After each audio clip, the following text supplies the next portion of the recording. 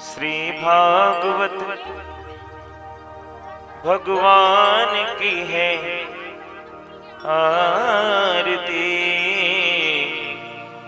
पापियों को पाप से है तारती।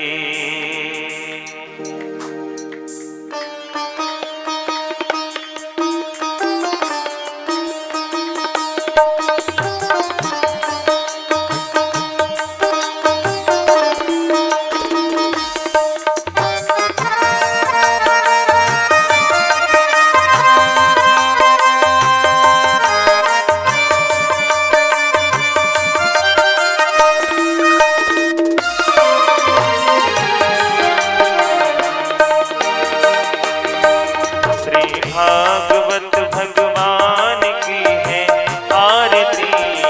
पापियों को पाप से है तारती। श्री भागवत भगवान की है आरती। पापियों को पाप से है तारती। श्री भागवत भगवान की है आरती। पापियों को पाप से है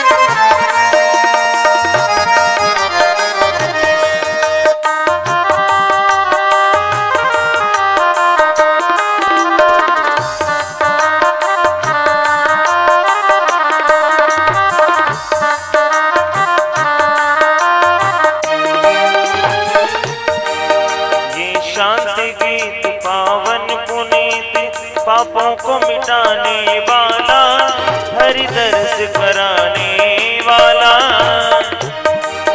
ये अमर ग्रंथ ये मुक्ति पंथ ये पंचम वेद निराला, नव ज्योति जगाने वाला। ये अमर ग्रंथ ये मुक्ति पंथ ये पंचम वेद निराला, नव ज्योति जगाने वाला। नव ज्योति जगाने वाला। हरि नाम यही हरि धाम यही, हरि नाम यही हरि नाम यही। जग के मंगल की आरती। पापियों को पाप से है तारती। श्री भागवत भगवान की है आरती। पापियों को पाप से है तारती। श्री भागवत भगवान की है आरती। पापियों को पाप से है तारती।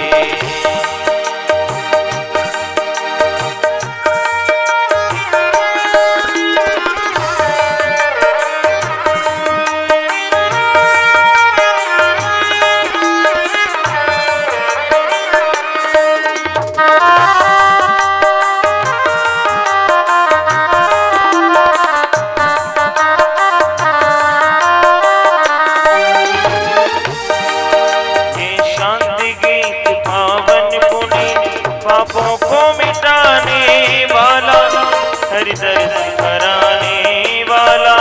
ये शांति गीत पावन पुनीत पापों को मिटाने वाला, हरि दर्श कराने वाला।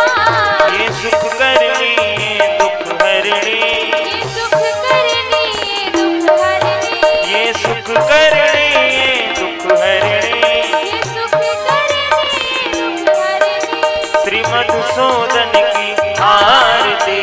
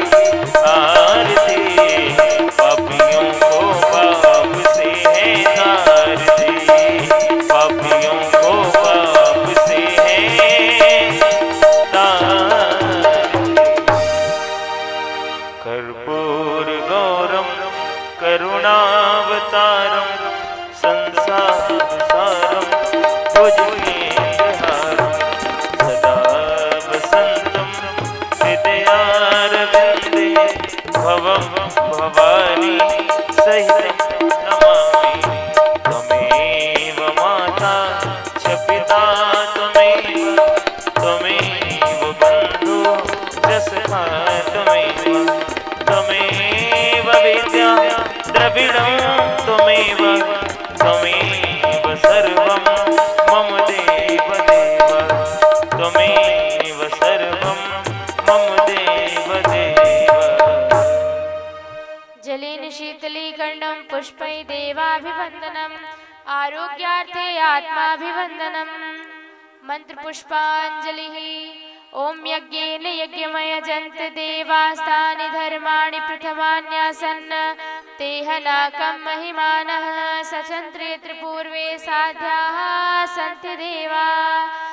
नानासुगन्धपुष्पाणि यथा कालोद्भवानि च पुष्पाञ्जलिर्मया दत्त्वा गृहाण परमेश्वर गृहाण जगदीश्वर।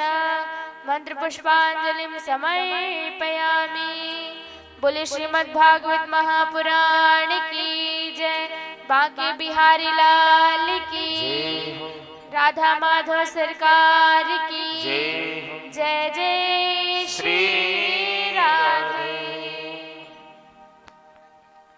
श्री राधे।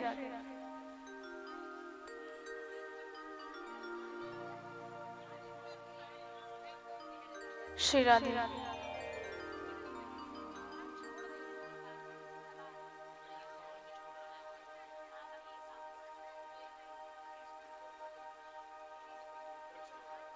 श्री राधे।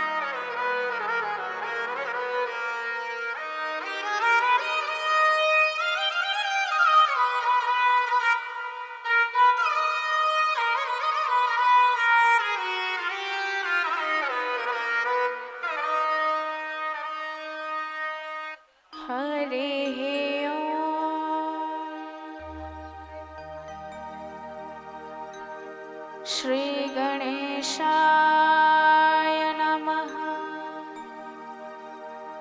श्री सरस्वत्यै नमः। श्री गुरु चरण कमलेभ्यो नमः। नमः परमहंसास्वादित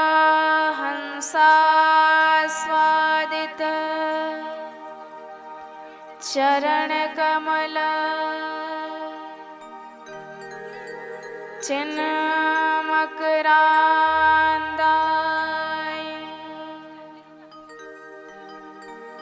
भक्तजन मानस निवासाय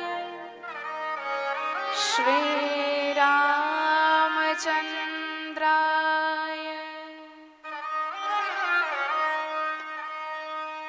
ध्येयं सदा परिभव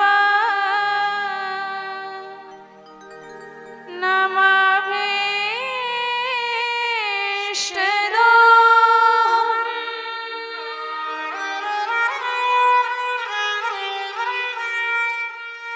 तीर्थास्पदं शिवविरिञ्चिनुतं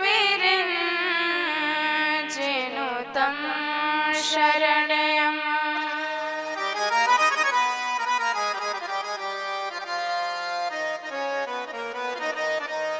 भृत्यार्तिहं प्रणतपालिभवाब्धिपोतम्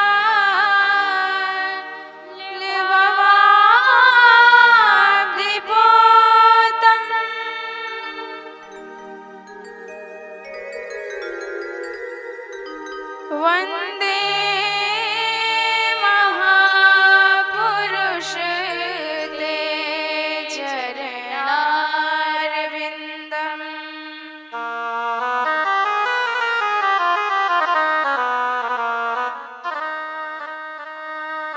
वंशी विभूषित करान्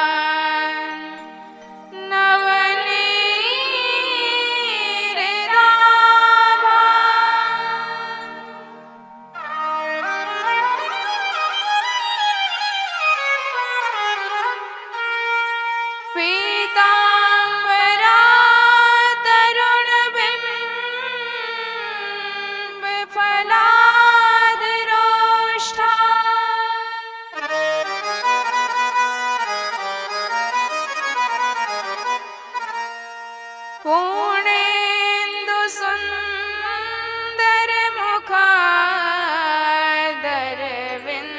पूर्णेन्दुसुन्दरमुखादरविन्दनेत्रा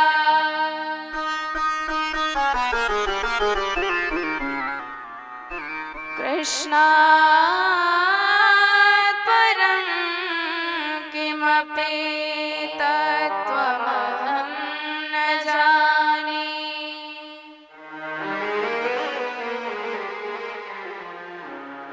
नारायणं नमस्कृत्य नरं चैव नरोत्तमम्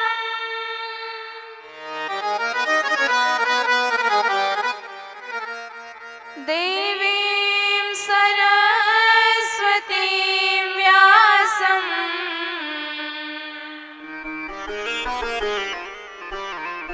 ततो जयमुदीरये।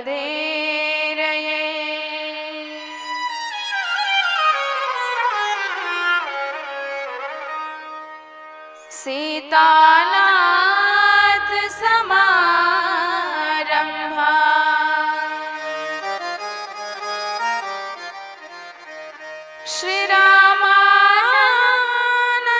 श्रीरामानन्दार्य मध्यमा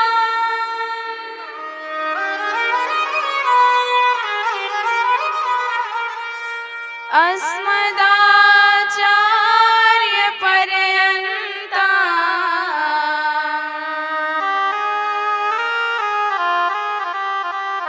वन्दे गुरुपरम्परा।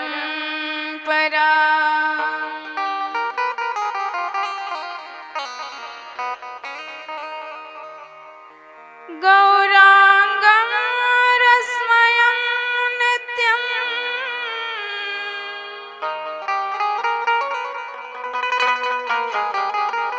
रसाचार्यं रसोत्सुकम्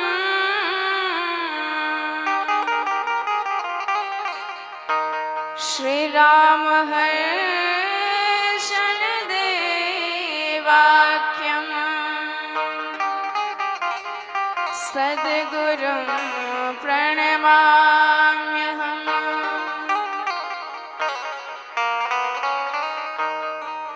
दिव्यं दिव्यकथाकारम्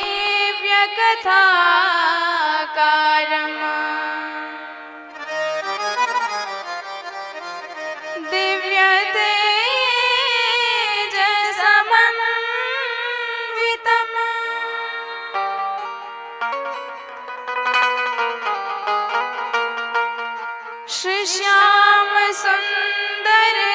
श्रीश्यामसुन्दरदेवाख्यम्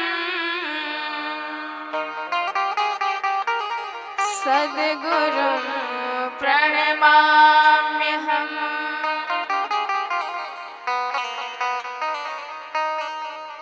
जय जय श्री राधा रमण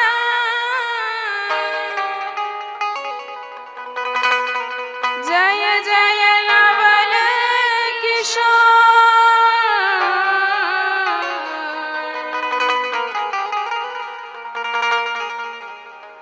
जय गोपी चित चोर प्रभु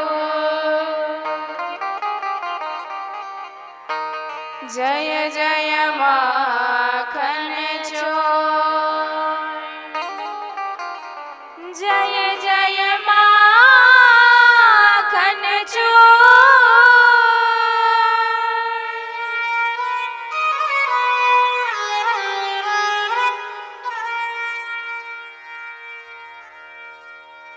आइए हम सभी कृष्णाष्टकम के माध्यम से भगवान श्री राधे श्याम के चरणार बिंदों में मन के समस्त भावों को निवेदित करते हैं।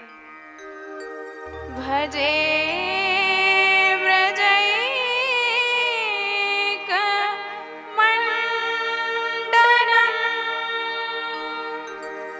समस्त पाप खंडनम स्वभक्त चेतरंजनम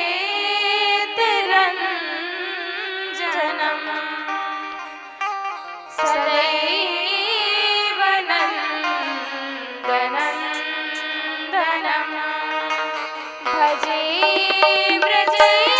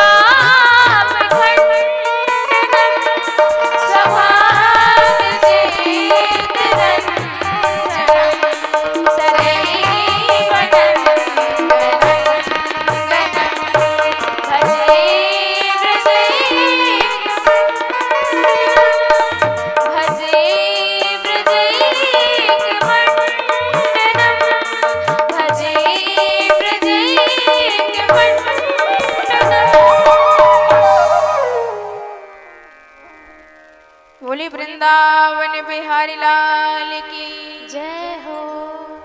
श्रीमद् भागवत महापुराण की जय हो। सुखदेव भगवान की जय हो। व्यासदेव भगवान की जय हो। सद्गुरुदेव भगवान की जय हो। राधे रानी सरकार की जय हो। यत पाद पंकज रज समवाप्य विश्वम्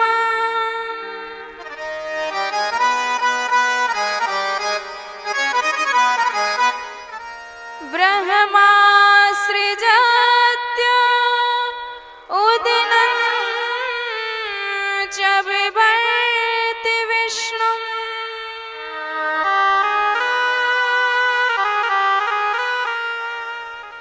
रुद्रस्य संहरति नेतरथा समर्था तस्मै नमोस्तु सततं श्रीराधिकायै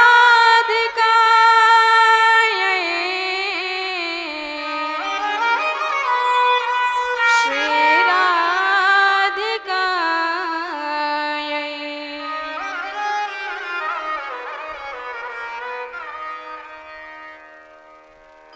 भगवत अहेतु की कृपा से आयोजित धारा प्रवाह इस सप्ताह श्रीमद् महाभागवत पुराण मंदाकिनी में अवगाहन करने से पूर्व अनंत कोटि ब्रह्मांड नायिका पराम्बा परमेश्वरी जगदीश्वरी जगन माता भक्ति वर्षिणी आनंद अमृत वर्षिणी भगवान श्री श्याम हृदय विलासिनी वृंदावनेश्वरी रसिकेश्वरी रासेश्वरी पूर्णानंद रस सार सर्वस्व निधि भगवती किशोरी श्री राधा सरकार के चरणार विंदों में बारंबार प्रणति निवेदित करते हैं। जिन भक्ति महारानी की कृपा हो जाती है तो मात्र कृपा प्राप्त करते ही ब्रह्मा सृजत्य उदनंच विभर्ति विष्णु ब्रह्मदेव सारे समग्र सृष्टि की रचना कर डालते हैं। भगवान श्रीमन नारायण समग्र सृष्टि का पालन पोषण करते हैं और अंत में उन्हीं भगवती की कृपा आश्रय प्राप्त करके भूत भावन महादेव संपूर्ण सृष्टि का संहरण कर डालते हैं। तो ये उत्पत्ति पालन सृजन की हेतु हमारी भगवती किशोरी जी हैं। जीवन में जब तक भक्ति ना आए तब तक आपका सब कुछ पाना व्यर्थ रहता है। बिना भक्ति के भगवान कभी नहीं संतुष्ट होते। आपने चाहे तप किया, यज्ञ किया, अनुष्ठान किया, दान किया, ध्यान किया, पर यदि जीवन में भक्ति नहीं आई तो आपका सब कुछ करना श्रम मात्र रह जाएगा, केवल परिश्रम मात्र, निसार हो जाएगा। न तपो भिन्न वेदैश्य न ज्ञाने नापि कर्मणा हरिर्हि साध्यते भक्त्या प्रमाणम तत्र गोपिका। भगवान केवल भक्ति से संतुष्ट होते हैं। आपका भाव यदि श्रेष्ठ है, आपके जीवन में प्रेम यदि श्रेष्ठ है, भक्ति यदि श्रेष्ठ है, तो हमारे सरकार रीझ जाते हैं उस भक्त पर। अन्यथा आपके गुण भगवान को कभी नहीं प्रभावित कर सकते। भक्त्या तुष्यति केवलै न च गुणैः भक्ति प्रियो माधवः। भगवान तो भक्ति को अत्यंत प्रेम करते हैं। अरे जिस परब्रह्म को, जिस जगन्नाथ को बड़े बड़े संत वन में खोजते रहे, पहाड़ों पर गिरी कंदराओं में खोजते रहे, जिन भगवान को वेदों की ऋचाओं में ढूंढते रहे, वही भगवान भक्ति महारानी के चरणों में लौटते दिखाई दे जाते हैं। भक्ति क्षेत्र वृंदावन धाम में जाकर देखिए। ब्रह्म में ढूंढो पुराणन कानन, वेद ऋचा सुनि चौगुने चायन। देखियो सुनियो कब होना कि तो वह कैसे स्वरूप और कैसे सुभायन। हेरत तेरत हारी परा रसिखानी बतायो न लोग लुगायन। देखियो दुर्यो वह कुंज कुटीर में बैठो पलोटत श्री राधिका पायन। वही परब्रह्म किशोरी श्री राधा जी के चरणार बिंदों की सेवा करते हुए मिल जाते हैं। तो बताइए, जिन भगवान को ही पाना हमारा परम लक्ष्य है, वही परब्रह्म किशोरी जी के चरणों के दास हैं, चरणों की सेवा करते हैं, चरण दबाते हैं। तो बताइए, यदि आपने किशोरी जी की कृपा आश्रय ग्रहण कर ली तो वह सरकार जो अत्यंत दुर्लभ है हमारे लिए परम सुलभ हो जाएगा। यो ब्रह्म रुद्र शुक नारद भीष्म मुख्य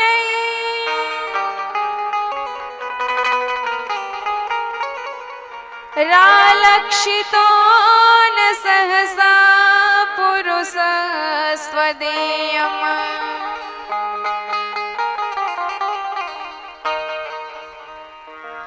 सद्यो वशीकरण चूर्णमनंत शक्ति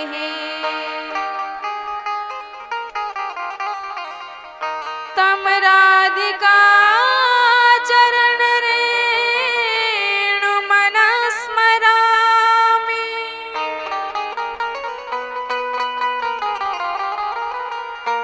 तम राधिका चरण रेणु मन स्मरामि। इसलिए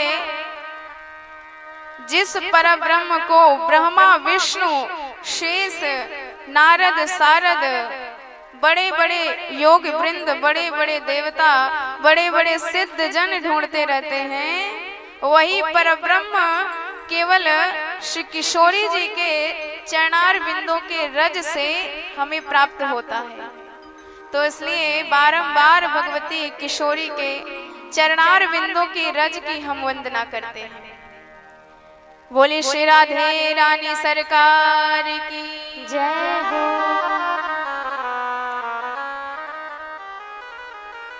तो बिना भगवान के हमारे जीवन में हमारे दुख कभी नहीं जाते।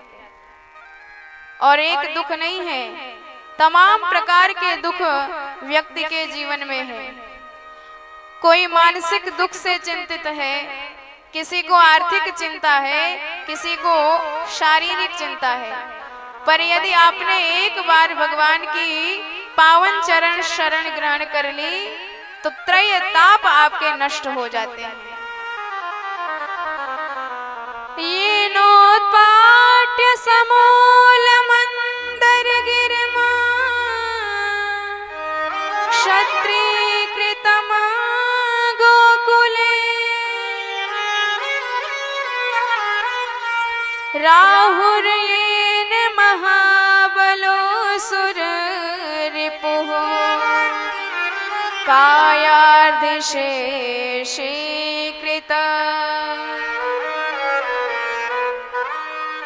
कृत्वा त्रीणि पदानि येन पृथिवी बद्धो बलिलीलया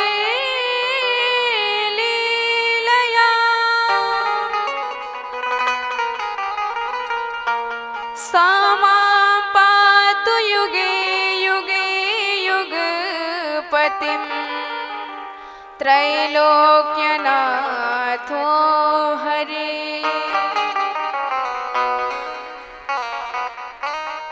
तो यदि आपके जीवन में भक्ति आ गई तो भगवान बिना बुलाए आएंगे और भगवान के आते ही सारे दुख संताप आपके नष्ट हो जाएंगे। उदाहरण के लिए समझिए, जब ब्रजवासियों पर संकट आया, सारे ब्रजवासी डूबने लगे, तो भगवान ने छाते के जैसे गोवर्धन नाथ को कनिष्ठिका पर धारण कर लिया। और जब देवताओं पर संकट आया, सूर्य चंद्रमा पर संकट आया राहु का, तो भगवान ने कायार्धिशेषीकृत उस राहु को 2 भागों में बांट दिया।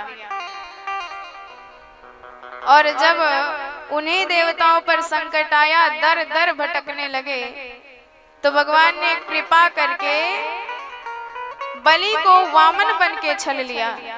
तो ऐसे नारायण प्रभु की शरण हम भी ग्रहण करते हैं कि सा मां पातु युगे युगे युगपतिम त्रैलोक्यनाथो हरि।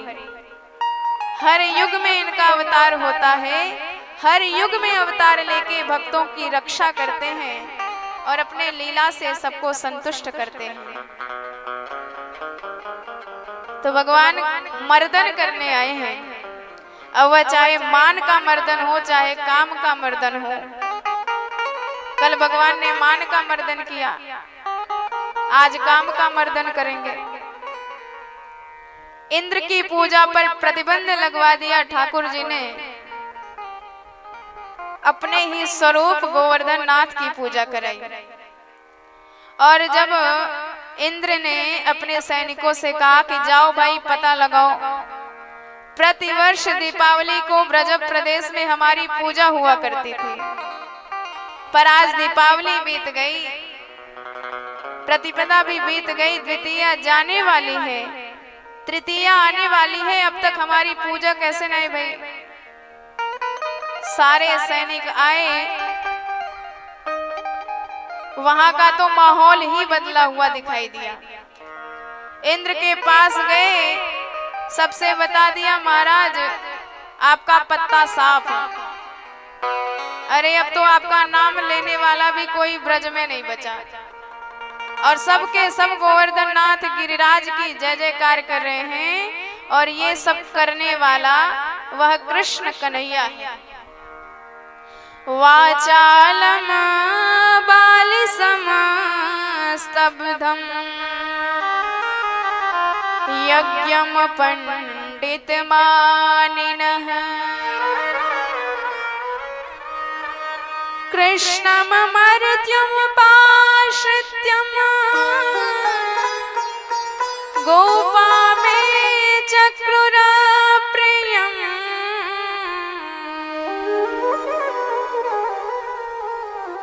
और जैसे ही इंद्र ने सुना, इतना क्रोध में लाल पीला हो गया कि इन ब्रजवासियों को इसका फल भुगतना पड़ेगा।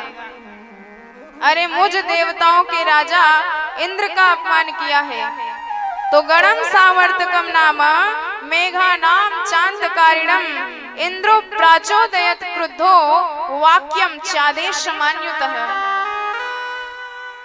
बड़े बड़े घनघोर प्रलयंकारी प्रभंजन करने वाले सामवर्तक मेघों का आह्वान कर लिया कि जाओ ब्रज प्रदेश में छा जाओ, कोई भी ब्रजवासी बचने ना पाए, इनको फल भुगतना पड़ेगा। और बड़े बड़े काले पीले बादल ब्रज प्रदेश पे छा गए और गड़गड़ाने लगे। इतनी घनघोर वर्षा हुई कि सारे ब्रजवासी अत्यंत कर्षित हो गए। गोप गोप्यस्य सीतार्ता गोविंदम शरणं ययुः। सबके सब भगवान कृष्ण की शरण में आए। हे प्रभु हमारी रक्षा करो। त्रातुर्मर्हसि देवान्नः कुपितात भक्त वत्सलः। प्रभु हमने न जाने कौन सा अपराध कर दिया है कि ये इंद्र इतना कुपित हो गया है। इतनी घनघोर वर्षा हो रही है, हमारी प्राण रक्षा कैसे होगी? हमारा सारा धन, हमारी गौएं, सारा परिवार नष्ट हो जा रहा है। और जब भगवान ने देखा कि ये मेरी शरण में आए हैं, तो भगवान तो बड़े भक्त वत्सल हैं। उन्होंने कहा ब्रजवासियों चिंता मत करो। भगवान ने देखा कि ब्रजवासियों ने किसी और पर भरोसा नहीं किया है, इनका एकमात्र भरोसा हम पर है। और यदि ऐसा कोई अनन्याश्रित भक्त भगवान के चरणार बिंदु में पहुंच जाए, तो फिर भगवान उसके रक्षा की जिम्मेवारी अपने कंधे पर ले लेते हैं। एक बार जो बड़े भाव से कह दे प्रभु मैं तेरा, सब भूतों से अभय उसे मैं कर दूं, व्रत है मेरा। भगवान का तो यह व्रत ही है कि सारी दुनिया को छोड़कर जो अनन्य भाव से सरकार के चरणों में निवेदित हो जाता है, तन मन धन अर्पण किए सब तुम पे ब्रजराज। मन भावे सोई करिए हाथ तुम्हारे लाज। आज अपने सारे भाव को सरकार के ही चरणों में निवेदित कर दिया और भगवान ने देखा कि इनका हमारे सिवा कोई नहीं है, तो हम इनकी रक्षा अवश्य करेंगे। तस्मान मत शरणम लोके मन्नाथम मत परिग्रहम गोपायै स्वात्म योगेन सोयम में व्रत आहितः। मैं ही इनका नाथ हूँ, ये मेरी ही शरण में है, मैं ही इनका रक्षक हूँ, तो अवश्य इनकी रक्षा करूंगा। भगवान ने कहा ब्रजवासियों मत घबराओ। अरे जा देवता ने पूजा करी है, वाई देवता हम सबन की रक्षा भी करेगो। चलो सब मिलजुल करके गोवर्धन नाथ भगवान की तलहटी में चलते हैं। और जैसे ही ब्रजवासियों के साथ सरकार गोवर्धन नाथ की तलहटी में आए, तो ब्रजवासियों ने कहा लाला आप बताओ क्या किया जाए? भगवान ने कहा क्या करोगे? अब कछु भजन संकीर्तन करो, देवता को प्रसन्न कर लो। अब जब देवता प्रसन्न है जाएंगे तो अपने आप कछु उपाय बताए देंगे। अब तो जैसे ही संकीर्तन का नाम लिया, सारे ब्रजवासी बड़े भाव से कृष्ण कन्हैया के साथ गोवर्धन नाथ महाराज के संकीर्तन में तल्लीन हो गए, उनको रिझाने का प्रयास करने लगे। आइए हम और आप भी गोवर्धन नाथ भगवान की शरण में चलते हैं और उन्हें मनाने का प्रयास करते हैं। बड़े भाव से सभी लोग साथ में गाते हुए भगवान को रिझाएंगे। राखो अब गोवर्धन गिरधारी, राखो अब गोवर्धन गिरधारी, राखो अब गोवर्धन गिरधारी, राखो अब गोवर्धन गिरधारी, राखो अब गोवर्धन गिरधारी।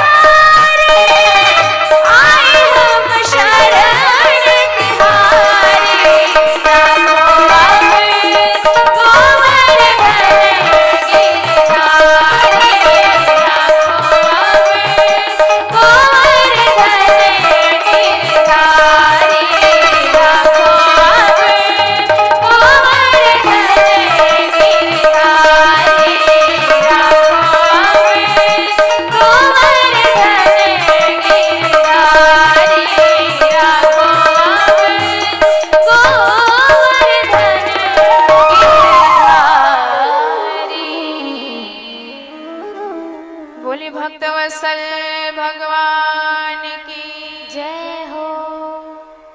भगवान ने कहा ब्रजवासियों शांत हो जाओ, मेरे कान में आके गिरिराज ने उपाय बताए दियो। अच्छा लाला का उपाय बतायो? भगवान बोले मेरे देवता ने कही है कि भाई यदि नैक ज्यादा ही कछु बारिश है रही तो तुम सब मोको उठाए के छाता बना लियो। अब तो सारे ब्रजवासी हक्के पक्के रह गए, लाला तू सुबह से भांग खाए के तो नहीं निकलो। अरे भाई ये 7 कोस के लंबे चौड़े देवता या को छाता कैसे बना ले? भगवान ने कहा चिंता मत करो, जब देवता ने कही है तो बन ही जाएगा। अब सबने तो बड़ा प्रयास किया, पर हमारे कन्हैया ने एकदम सुगमता से सरलता से, जैसे वर्षा काल में छोटे छोटे बच्चे कुकुर मुत्ता उखाड़ करके छाता बना करके खेलते हैं, ऐसे ही भगवान ने गोवर्धन नाथ को अपनी कनिष्ठिका पर मात्र 7 वर्ष की अवस्था में धारण कर लिया। इत्युक्त्वैकेन हस्तेन कृत्वा गोवर्धनाचलम्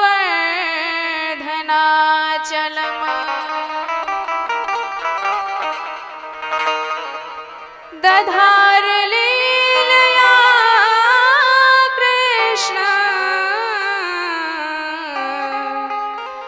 छत्राकम् इव बालिकम्। मात्र 7 वर्ष की अवस्था में भगवान ने 7 दिन और 7 रात तक गोवर्धन नाथ को अपनी कनिष्ठिका पर धारण करके रखा और गिरिवर को रखने के कारण, धारण करने के कारण इनका नाम पड़ गया गिरधारी। बोल गिरधारी भगवान की जय हो। अब सारे ब्रजवासी कोई डंडा लगाए हैं, कोई कंधा लगाए हैं। अब जब धीरे धीरे दिन बीतवे गए, सबने कहा लाला भैया आज तक तो हमें खबर ना है भाई कि हम इतने बलशाली है। भैया नैको आशा ना थी कि जे पर्वत उठ ही जाएगो। भगवान ने कही देखो हमने इतनो गौरस खवाए दियो कि तुम सब इतने ताकतवर है गए कि सबरे पहाड़ सबने अपने बल पर ही उठा रखो है। अब ब्रजवासी बोले कि लाला इतनो दिन है गयो, भैया हमारे ये कंधा थक जाए तो हम ये कंधा को सहारा दे दे।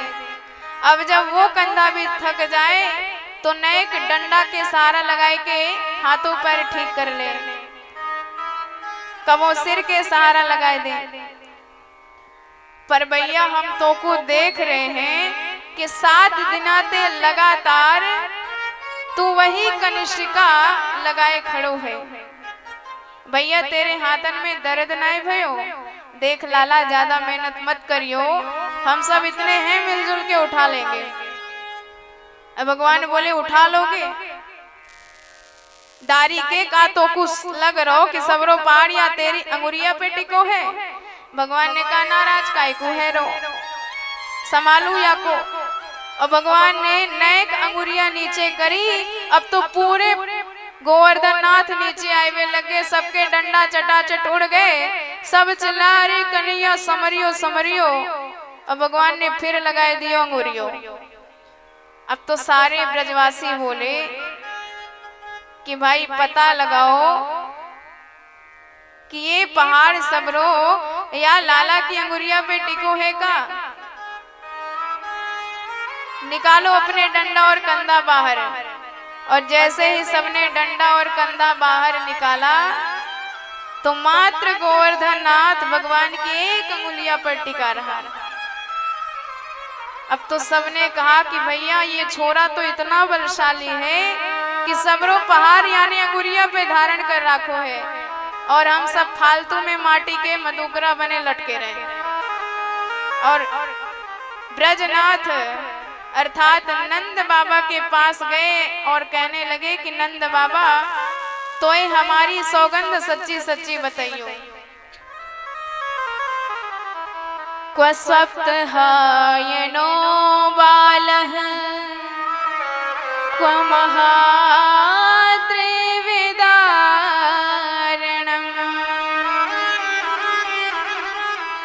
ततो नो जायते शंका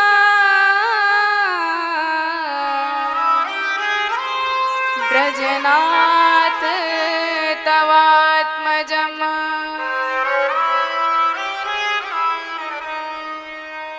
नंद बाबा सच्ची बताए, हमारे यहाँ एक से एक पहलवान भये, पर यह छोरा जैसा पहलवान तो पहली बार देखा है।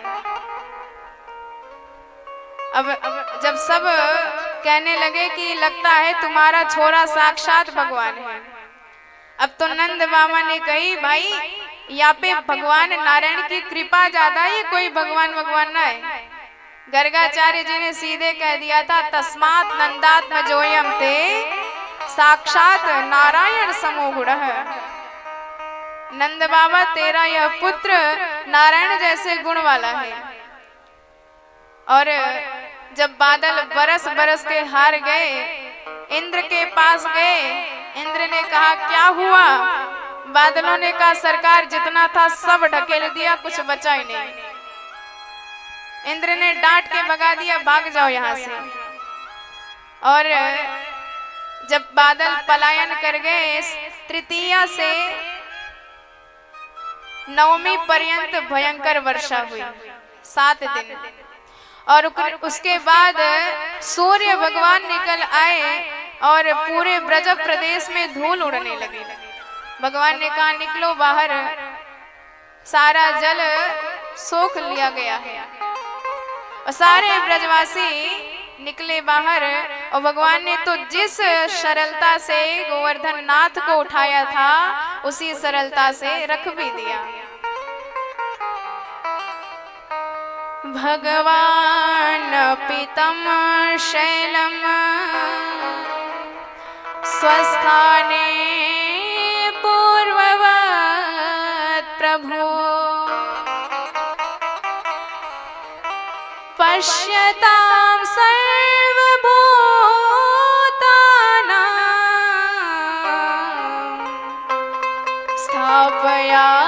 स्थापयामास लीलया।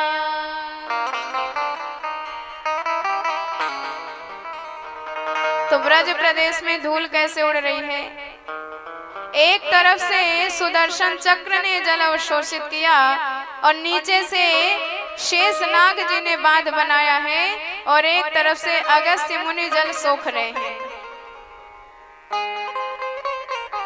तो रामावतार में जब रावण का वध करके राम जी सीता मैया के साथ अवध धाम में आए, तो सीता जी ने कहा कि प्रभु मैं किसी ब्राह्मण को भोजन कराना चाहती हूँ, लेकिन आप जितने ब्राह्मण बुलाते हैं सब 1.5 हड्डी के दुबले पतले, थोड़ा सा खा के हट जाते हैं, कोई पक्का ब्राह्मण बुलाओ।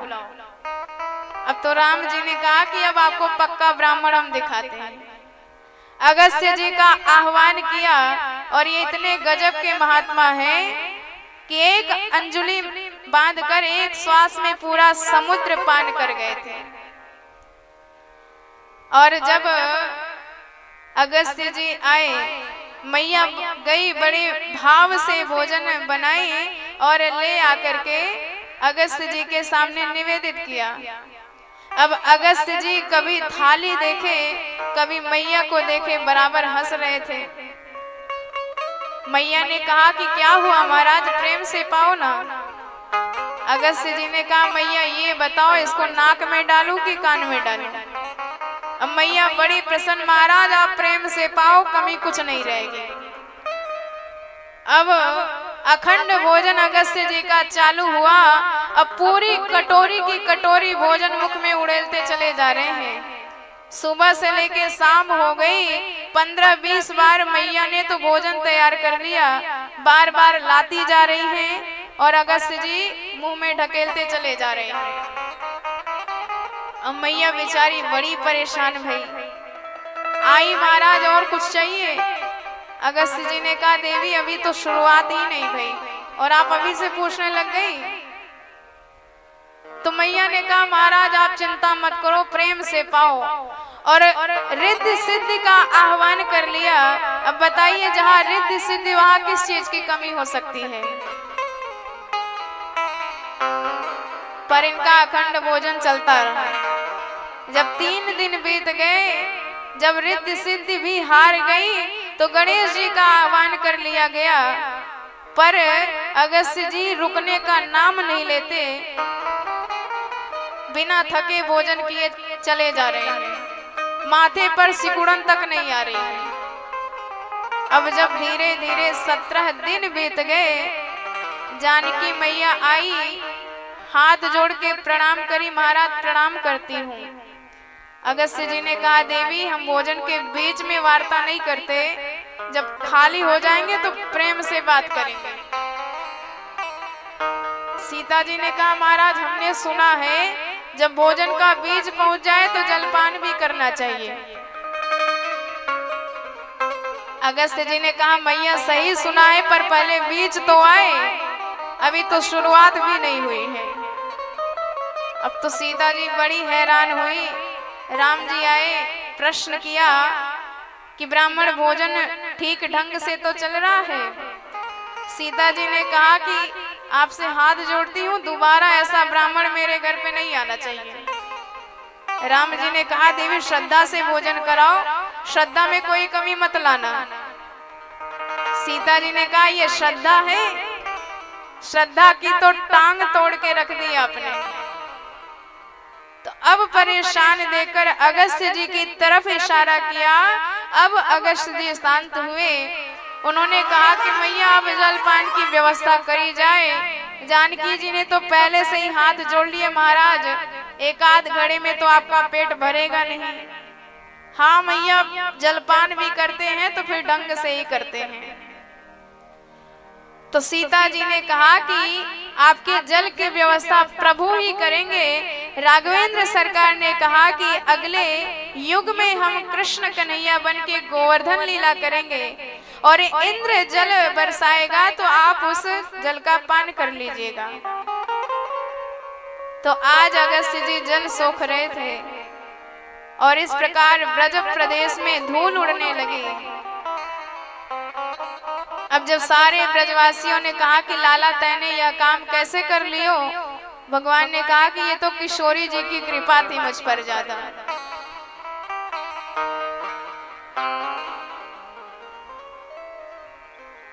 तो आगे जब नवमी पर्यंत जल वर्षा भई, दशमी के दिन इंद्र को लगा कि हमने साक्षात भगवान की परीक्षा ली है।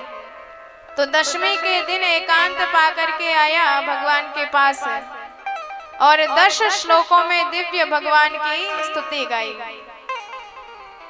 विशुद्ध सत्वम तव धाम शांतम तपोमयम ध्वस्त रजस्तमस्कम मायामयोयम गुण संप्रवाहो न विद्यते ते ग्रहणानुबंध। इंद्र ने कहा कि सरकार आप सारे जगत के मालिक हैं, कभी कभी हम लोगों को अहंकार हो जाता है तो उसी मान का मर्दन करने आप आते हो और आप उसी का मान मर्दन करते हो जिसे आप अपना समझते हो। यदि किसी को घमंड हो जाता है उच्च कुल में जन्म लेने का, धन का, पद का, गुण का घमंड हो जाता है तो भगवान जिससे प्रेम करते हैं जन्म कर्म वयो रूपम विद्वैश्वर्य धनादिभिः वही हरण कर लेते हैं और उसके अभिमान का पात्र एकदम छन जाता है तो अंत में वह भगवत शरण ग्रहण कर लेता है। पिताम गुरुस्तम जगदामधीशः, प्रभु आप सारे जगत के माता पिता हैं, सारे जगत के मालिक हैं। दुरत्ययम काल उपात दंड हिताय स्वेच्छा तनुभि समीह से मानम विदुन्वम जगदीश मानिनः। जो अपने आप को जगदीश मानने लगते हैं उन्हीं के घमंड को तोड़ने आपका प्रादुर्भाव होता है। भगवान ने कहा कि तुम्हारी बात सही है, क्योंकि सब कुछ मेरा ही है, और जो मेरी संपत्ति पर अपना अधिकार समझने लगते हैं तो फिर मैं अपनी संपत्ति छीन लेता हूं तो उनको बड़ा कष्ट होता है। पर यदि वो मेरी संपत्ति मानकर उसका उपयोग करे तो उन्हें कभी भी अहंकार नहीं होगा, न कभी दुख होगा छीने जाने पर। मामैश्वर्य श्रीमदान्धो दण्डपाणिं न पश्यति।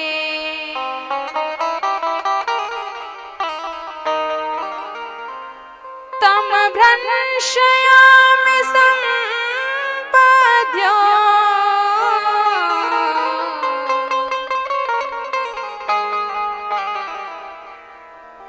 यस्य येच्छा मनोग्रहम्।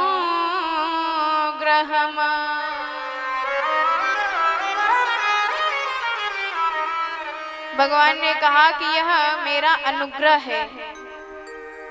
देखिए, दो प्रकार की धन कही जाती है, एक अचल संपत्ति और एक चल संपत्ति।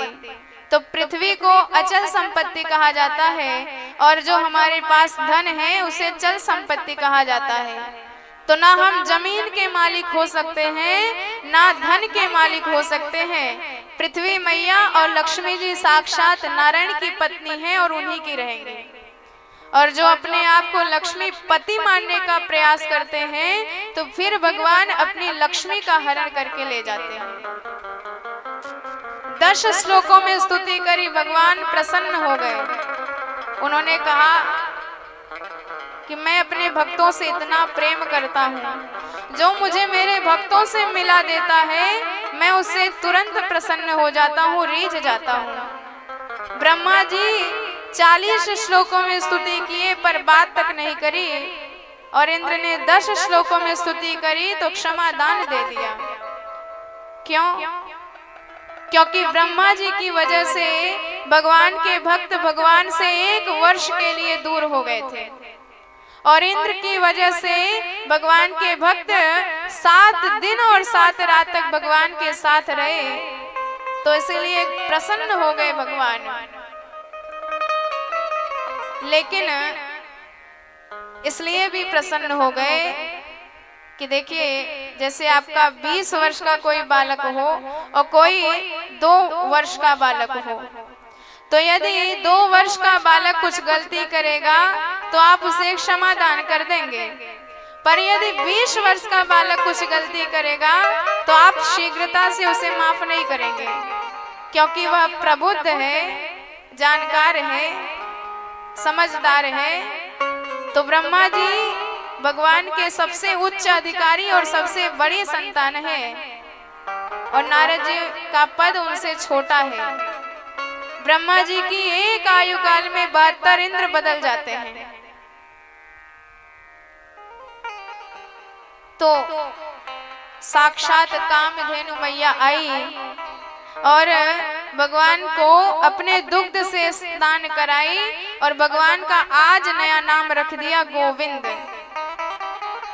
जो गायों के ही नाथ हैं, गायों के रक्षक हैं, उनका नाम गोविंद है। बोली गोविंद भगवान की जय हो। अहो इंद्रो हि देवानां त्वं गवामिन्द्रितां गतः।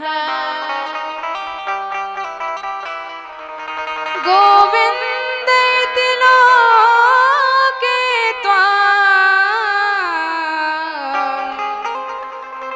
गास्यन्ति भुवि मानवाः।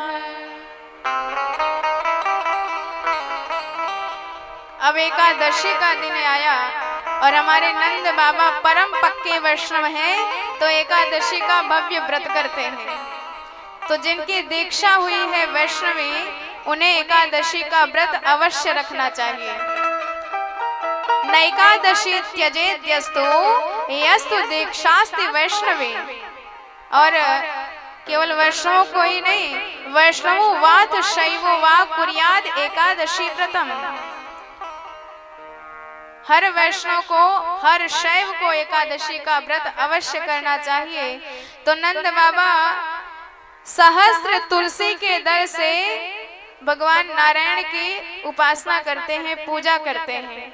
एकादश्याम निराहारम समभ्यर्च जनार्दनम स्नातुम नंदस्तु कालिंद्यै द्वादश्याम जलम आविशत।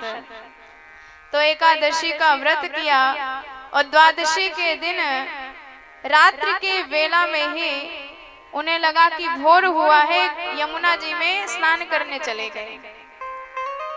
और जैसे ही स्नान करने गए कि वरुण देवता के 2-4 दूत पकड़ करके वरुण लोक ले गए। अब जैसे ही कन्हैया को खबर मिली कि बाबा यमुना जल में डूब गए, सो दौड़कर यमुना में डुबकी लगाए और सीधे वरुण लोक पहुंच गए। वरुण देवता ने पहचान लिया तो चरणों में सरकार के प्रणाम किया। अद्य में निवृतो देहो दैवार्थो धिगतः प्रभो त्वद पाद भाजो भगवन वापो पार मध्वनः। भगवान, हम शरीरधारियों का आज जन्म धन्य हुआ कि आपके साक्षात दर्शन हुए। भगवान ने कहा, वाह, हमारी तो गुणगान गा रहे और पिताजी को बांध के पटक रखा है। और जैसे ही खबर मिला कि ये पिताजी हैं प्रभु के, सो चरणों में प्रणाम करके छोड़ दिया।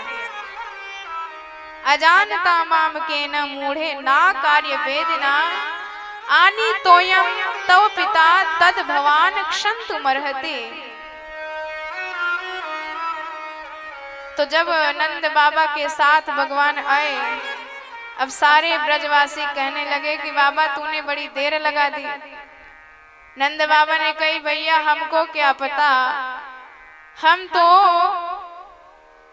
रात्रि को ही स्नान करने चले गए और 2-4 हट्टे कट्टे छोरा आए और मुकुट दबोच के पकड़ करके ले गए। भैया उन सबको एक बड़ो सो मालिक, बड़ो सो सिंहासन पर विराजमान, पर न जाने कहाँ थे घूम तो भयो मारो कन्हैया पहुंच गयो। अब तो भैया सबके सब आके चरणन में लोटपोट है गए और कन्हैया नेक नेक से हाथन से सबको आशीर्वाद दे रहो। और जब बाद में खबर भई कि मैं याकूब पिताजी हूँ, तो अब तो सब मेरे चरणन में लोटपोट है गए। प्रणाम करके फिर छोड़ दिया। अब तो सारे ब्रजवासी भगवान की भगवत्ता पहचान कर भगवान से दूर दूर भागने लग गए। भगवान ने कहा, क्यों भाई दूर दूर क्यों भागते हो? ब्रजवासियों ने कहा कि लाला आज ही पतो चलो कि तू मारो भगवान है। अब तक भैया तेरे साथ चाहे जैसे खेल रहे, चाहे जैसे खाए रहे, पर आज ही पतो चलो कि तू भगवान है।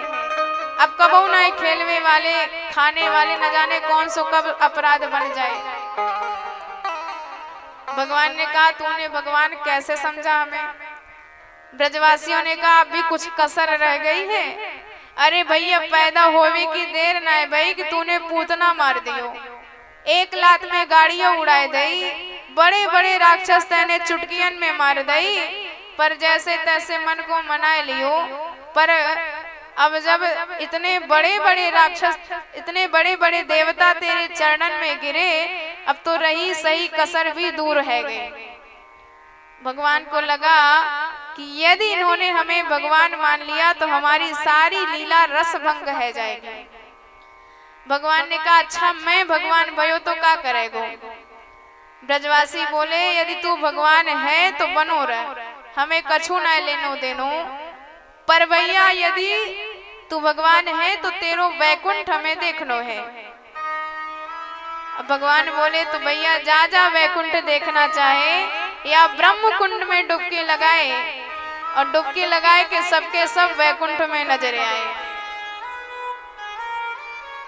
ते तु ब्रह्म रदो नेत्वा मग्ना कृष्णेन चोद्रिताः ददृशुर ब्रह्मणो लोका यत्रा क्रूरोद्यगातुरा। अब वैकुंठ धाम में सबके सब 4 भुजाधारी पीतांबर धारी दिखाई दिए। अब एक ने जाके उन दूतों से कहा कि भैया जी राम राम, और वहां ने मुख पे उंगली रख दी, मौन मास्ता। अब तो ब्रजवासी बड़े घबराए कि भैया ये तो अपनों बात ही ना समझ पाए रहे, या की बात हमारे पल्ले ना पड़ रही और हमारी बात इनके पल्ले ना पड़ रही, तो भैया अपने कन्हैया से कैसे मिलेंगे यहाँ पर। तब तक एक ने कहा कि भैया वो देख, बड़े से 1000 फड़ वाले सांप के ऊपर कौन सो रहा है। एक ने कहा भैया मैं पक्को कर सकूं ये अपनों कन्हैया है। और जैसे सब मिलवे को गए कि दूतों ने सामने से रस्सी लगाई दी कि जो कुछ पूजा पाठ स्तुति आदि करनी है सब यहीं से करो। अब बेचारे दूर दूर से हाथ पैर जोड़ने लग गए, और तब तक देखे कि लाइन में पंचानन शिव जी खड़े हैं, खड़ानन कार्तिकेय जी भगवान खड़े हैं, चतुरानन ब्रह्मा जी।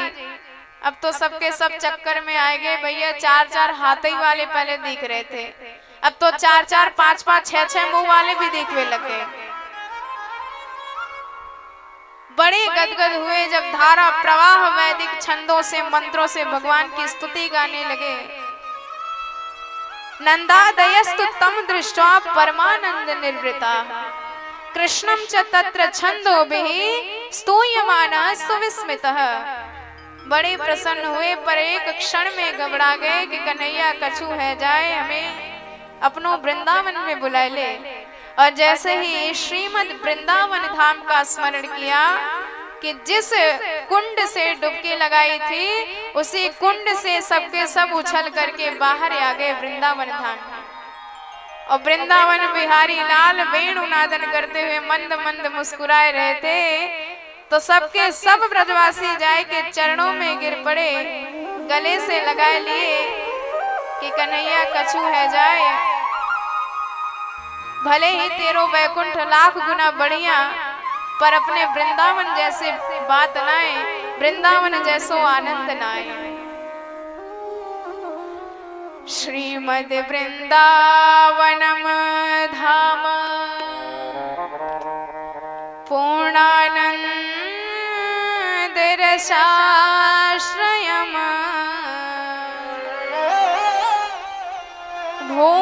भूमिश्चिन्तामणि स्तोयम् अमृतं रसपूरितम्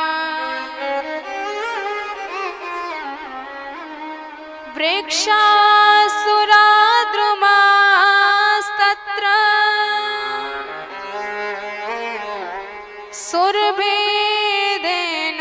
सुरभिधेनुमण्डितम्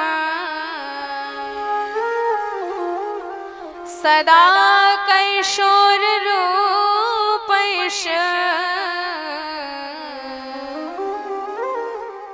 गोप गोपेश सर्वदा।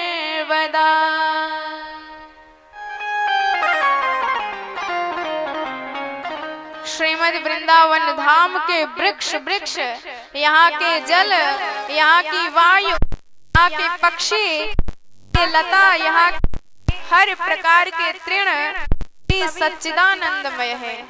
सबसे श्री किशोरी जी की झनकार आती है, आवाज आती रहती है। वृंदावन के वृक्ष को मरम रजाने को यह डाल डाल और पात में केवल किशोरी जी की झनकार सुनाई देती रहती है।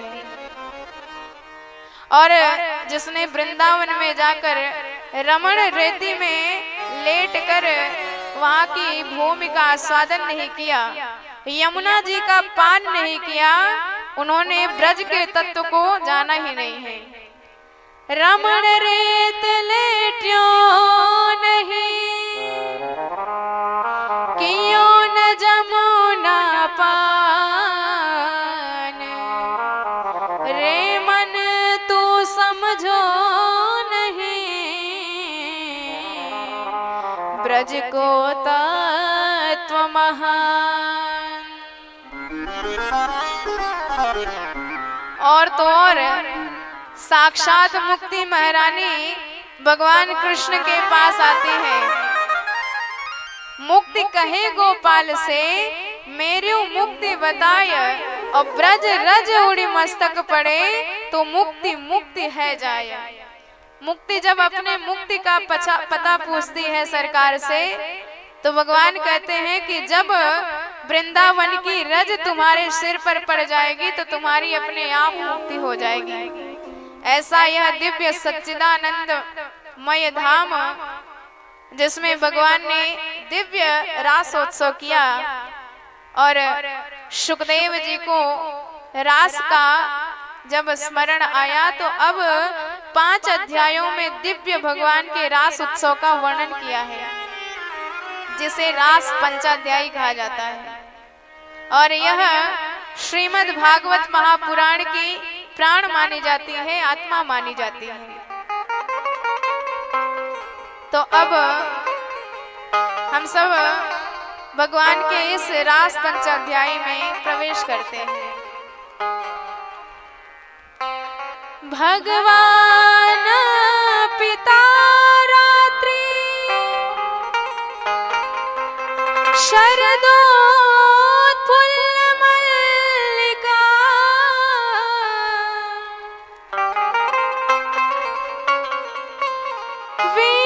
वीक्षारन्तुं मनश्चक्रे, योगमाया उपाश्रिता, योगमाया उपाश्रिता।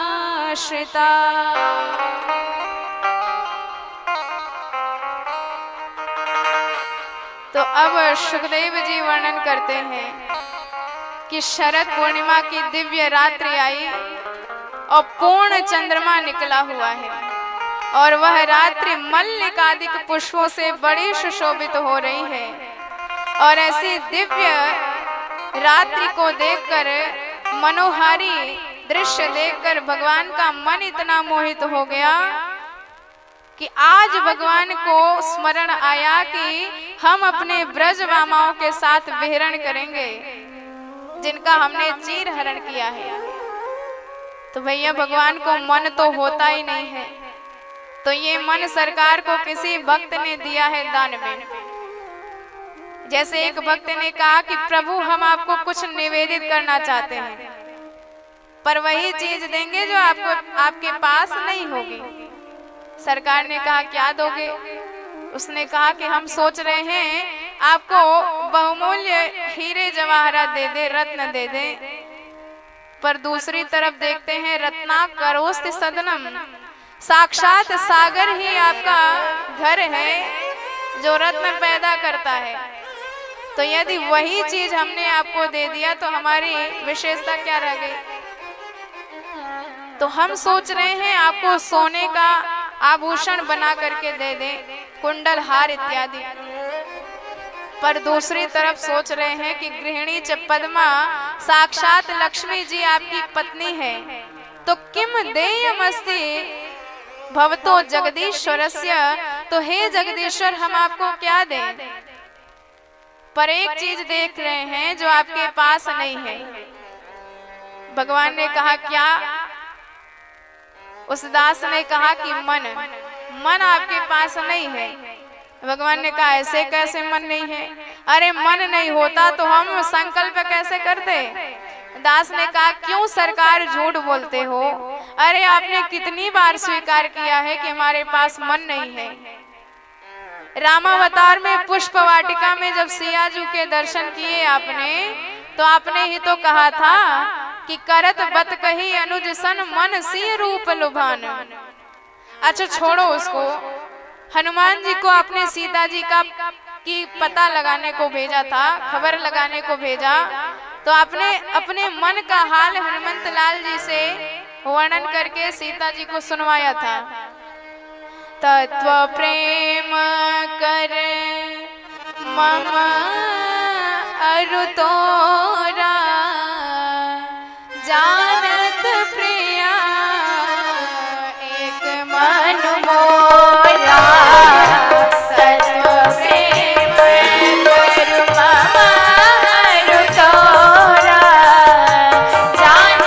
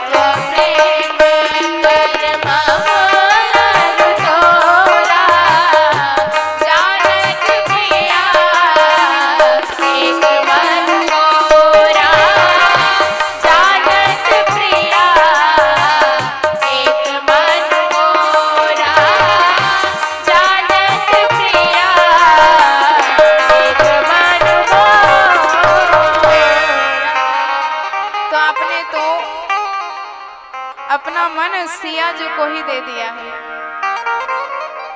राधा गृहीत मन से अमन से च तुभ्यम दत्तम मया निज मनस तदिदम गृहाण।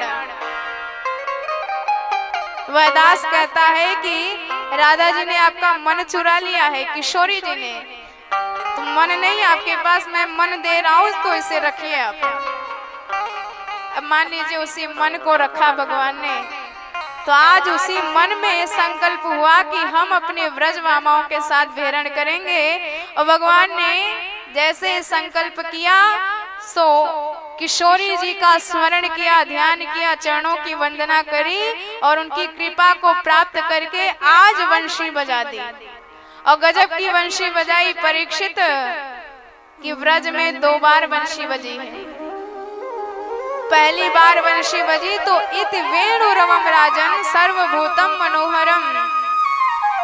सूक्ष्म से सूक्ष्म और विराट से विराट हर प्रकार के प्राणी भगवान की उस वेणु से प्रभावित हो गए। सबका गुण धर्म परिवर्तित हो गया। पर आज जब ब्रज प्रदेश में वंशी बजी तो जगौ कलम वाम दृशा मनोहरम, केवल उन्हीं गोपियों को सुनाई दिया जिनका भगवान ने चीर हरण किया है और जिन्हें महारास में आने का न्योता दिया है। तो आज भगवान के वेणु में ऐसा वैशिष्ट कैसे उत्पन्न हो गया कि आज तो बंशी की धुन ही बदल गई, बात ही बदल गई। तो आइए बड़े प्रेम से सरकार से प्रश्न करते हैं कि सरकार आज आपकी बंशी में कौन सा जादू चल गया। तो बड़े भाव से हम सब ताली की सेवा करते हुए सरकार से प्रश्न करेंगे और उनसे पूछेंगे कि आपकी बंशी में कौन सा चमत्कार प्रकट हो गया। बोल बंशी वारी की जय हो मेरे श्याम ये बता मेरे श्याम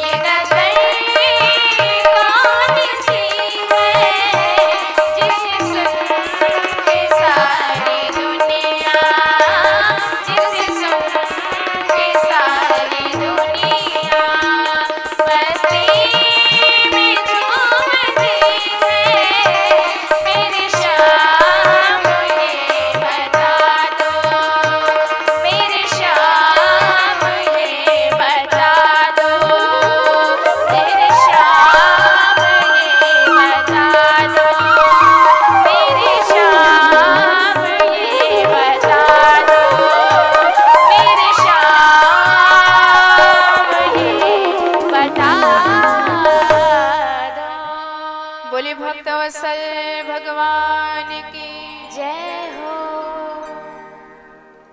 तो श्याम भगवान के वंशी में आज यह चमत्कार इसलिए उत्पन्न हुआ क्योंकि हमारी किशोरी जी की कृपा प्राप्त हो गई। और आप जानते हैं कि किशोरी जी की कृपा से सरकार कुछ भी कार्य करने में समर्थ है। तो योग माया उपाश्रितः उसी परम अपने कारण भूता कृपा शक्ति बरसाने वाली की कृपा प्राप्त करके भगवान ने वेणुनाद किया।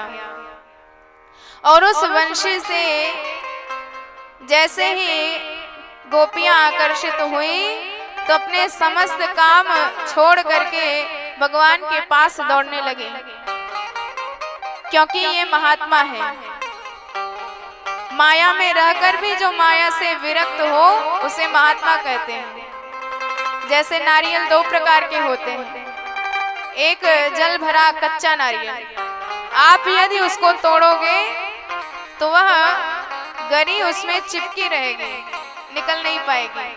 और एक होता है सूखा नारियल, यदि आप उसको तोड़ोगे तो वह उसमें से अलग हो जाएगी। तो ठीक इसी प्रकार महात्मा सूखे नारियल जैसे होते हैं, संसार में रहकर भी संसार के विषय से सर्वथा विरक्त होते हैं। और गोपियां भी उसी तरह की महात्मा है। निशम्य गीतम तदनंगवर्धनम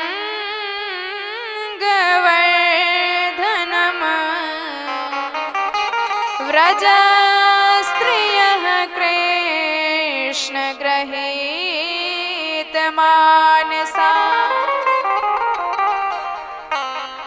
आजग मुरन्योन्यमलक्षितोद्यमा सयत्र कान्तो जवलोल कुंडला।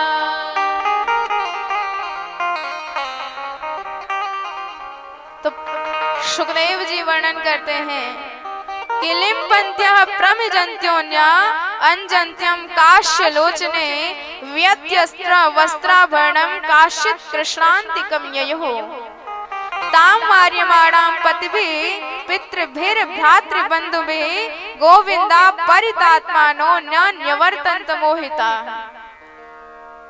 सारी गोपियां अपने काम को छोड़ करके भगवान के चरणों की तरफ भागी। जैसे ही वंशी उनके कान में सुनाई दी, एक गोपी श्रृंगार कर रही थी, तो जैसे ही भगवान की वंशी बजी तो सारा श्रृंगार छोड़ करके उल्टा सीधा श्रृंगार करके कान की बाली नाक में लटका करके और नाक की नथ कान में लटका करके भगवान की तरफ भाग ली। एक गोपी वस्त्र धारण कर रही थी और जैसे ही वंशी की ध्वनि सुनाई दी कान में तो उल्टा सीधा वस्त्र पहन करके भगवान की तरफ भाग ली। एक गोपी चूल्हे पर कढ़ाई चढ़ाई हलवा बना रही थी और जैसे ही भगवान की वंशी बजी तो कलछी उठाई और वैसे ही कढ़ाई चढ़ाई चूल्हे पे छोड़ी और भगवान की तरफ दौड़ लगाई। एक गोपी अपने बच्चे को दूध पिला रही थी और वंशी की ध्वनि सुनते ही दूध पिलाना छोड़कर भगवान की तरफ दौड़ लगा दी। एक गोपी अपने पतिदेव को भोजन परस रही थी और ससुर जी उसके साग मांग रहे थे और गैया को भूसा डालना था। तो उसने जैसे ही वंशी ध्वनि सुनी ऐसी मती बावरी हो गई कि सारा काम दाम भूल गई। खीर में नौन, दाल में शक्कर, माखन में मिर्चाई, गाय को साग ससुर को भूसो, ऐसी मति पौराई, मुरलिया हर की मधुवन में धूम मचाई। भगवान की मुरलिया ने ऐसी धूम मचा दी कि सारा काम भूल करके उल्टा सीधा काम करके गोपियां भगवान की तरफ भगी जा रही हैं। बोल बंसी वारी की जय हो। एक गोपी को तो उसके पतिदेव ने कैद करके कमरे में बंद कर दिया ताला लगा दिया। उसने सोचा कि आज सब भगवान का दर्शन करेंगे और मुझे धिक्कार है शरीर के बंधन को कि मैं भगवान तक नहीं पहुंच पाऊंगी। तो अंतर्गृह गता कश्चन गोप्यो लब्धा विनिर्गमा कृष्णम तत् भावना युक्तम दध्युर्मेलित लोचनम। भगवान के चरण का ध्यान करके नेत्र बंद कर लिए और नेत्र बंद करते ही संकल्प करके भगवान के चरणों में प्राणों को विसर्जित कर दिया। शरीर छोड़ दिया तिनके की तरह। जुहुर गुणमयम देहम सद्य प्रक्षीण बंधना। और जब ऐसी स्थिति देखी परीक्षित जी ने कहा, महाराज गोपियों की इतनी ऊंची स्थिति कैसे हो गई? सुखदेव जी कहते हैं कि देखो, जब गंगा जी की धारा एक बार हिमालय से निकलती है तो अपने प्रियतम प्रेमास्पद समुद्र से मिलकर ही दम लेती है। मार्ग में कोई छोटा पत्थर आ जाए तो बहा के ले जाएगी और कोई विशाल पहाड़ आ जाए तो मार्ग बदल करके चली जाएगी, लेकिन समुद्र से मिलकर ही दम लेगी। तो ये गोपियां साधारण नहीं, कोई वेद की ऋचाएं हैं, कोई साधन सिद्धा है, कोई मत्स्य कन्या है, कोई देव कन्या, कोई दैत्य कन्या। ये सब जन्म जन्मांतर से भगवान की ही प्रतीक्षा रत थे। तो आज बताओ किसके रोकने से रुकते? ते सर्वे स्त्रीत्वमात्मन्ना समुद्भूताश्च गोकुले। बड़े बड़े संत ही स्त्री बनकर के वृंदावन में प्रकट हुए हैं और भगवान ने इनको वादा किया है कि कृष्ण अवतार में सबके साथ रास रचाएंगे। तो आज जैसे ही सब आए तो भगवान ने हाथ जोड़कर सबका सम्मान किया। और जब भगवान ने हाथ जोड़ के सम्मान किया तो गोपियां बड़ी गदगद हुई कि धन्य है ठाकुर जी, वंशी बजा करके बुलाया और कितने भाव से हम सबका सम्मान कर रहे हैं। बोली भक्तवत्सल भगवान की जय हो। स्वागतम वो महाभाग है, प्रियम किम करवाणि वा, व्रजस्या नामयं कचित् ब्रूतागमन कारणम।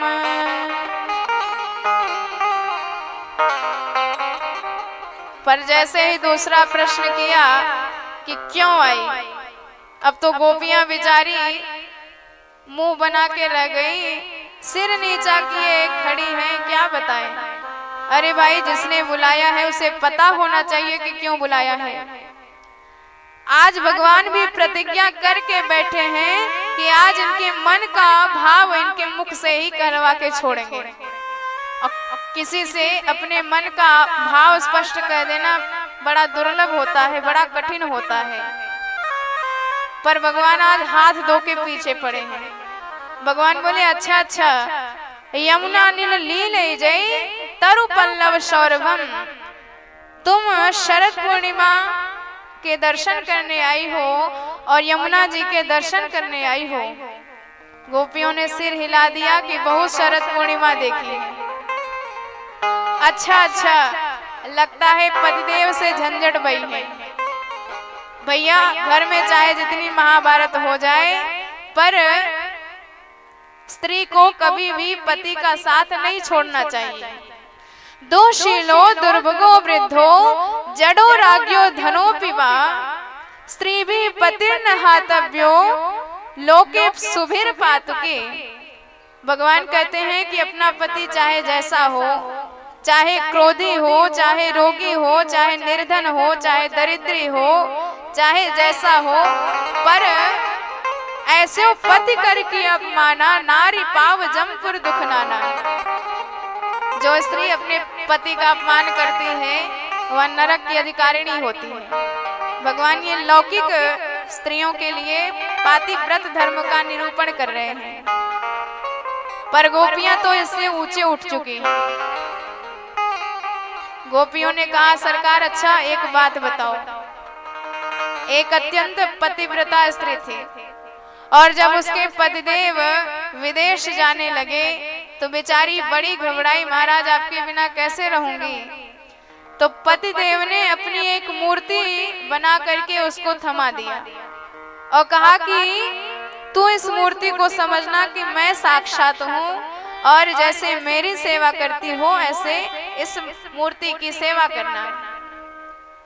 अब उसने सेवा करना प्रारंभ किया और कालांतर में एक दिन उसके पति आए और बेचारे दरवाजे पर खड़े कुंडी खटखटा रहे हैं और वह तो अपने उस मूर्ति पति की सेवा कर रही थी। अब बेचारी उठ भी नहीं पा रही है कि जाए दरवाजा खोल दे, क्योंकि यदि छोड़ के जाती है सेवा तो व्रत भंग हो जाता है और उधर नहीं भी जाती है तब भी धर्म नष्ट हो जाता है। तो सरकार हम आपसे पूछते हैं उस गोपी को दरवाजा खोलना चाहिए कि नहीं खोलना चाहिए। भगवान बोले इसमें भी पूछने की क्या बात है। अरे जब असली पति आ गए हैं तो फिर नकली पति की पूजा करने का क्या फायदा है। गोपियों ने कहा सरकार आपने अपने मुख से ही कह दिया। अरे जब हमारे परम पति आप हमें प्राप्त हो गए हैं तो संसार के लौकिक पति को हम लेकर करें ही क्या। इनकी तो सीमा है, कभी ना कभी नष्ट हो ही जाएंगे। ऐसे बर को क्यों बरे जो जन्मे और मर जाए, बर बरिए गोपाल जो सौभाग्य अमर हो जाए। तो जैसे ही गोपियों ने समझा दिया भगवान को, भगवान ने कहा चलो ठीक है मुझसे प्रेम करती हो लेकिन अति परिचयाद अवज्ञा, ज्यादा निकटना बढ़ने लग जाती है तो प्रेमी में दोष दर्शन भी होने लग जाते हैं। यदि ज्यादा प्रेम करती हो तो हमारी आपस में चर्चा कर लिया करो, कथा सुन लिया करो और मैं गैया चराने जाता हूँ तो मेरे दर्शन कर लिया करो सुबह शाम। लेकिन इस तरह भाग कर रात के वक्त यमुना तट पे मत आया करो। अरे कुछ तो लौकिक मर्यादा का ख्याल रखो। श्रवणा दर्शना ध्याया मयि भावो कीर्तया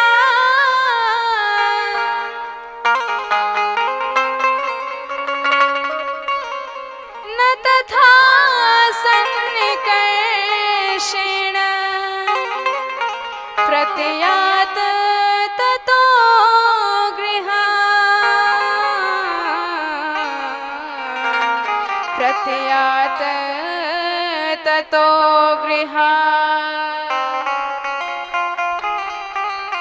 अब जब भगवान ने ऐसी बात कह दी, गोपियों ने सोचा कि बहन यदि इनको जवाब नहीं दिया तो ऐसे ही हमें उपदेश पे उपदेश देते जाएंगे। अस्त्वेव मेत उपदेश पदम तो यशो, अरे ये अहीर के छोरा, इन्हें उपदेश देने का क्या अधिकार है। और गोपियों ने अपने भाव सरकार को बता दिए और भगवान ने 10 श्लोकों में प्रश्न किया कि क्यों आई, और गोपियों ने 11 श्लोक में उत्तर दिया हम यूं आई, और भगवान की बोलती बंद कर दी। इसे प्रणय गीत कहा जाता है। गोपियां कहती हैं कि प्रभु हम आपको भोग लगाने आई थी। मैवम विभोरहति भवान गदितुम से संत्यज्य सर्व विषयास्तव पाद मूलम।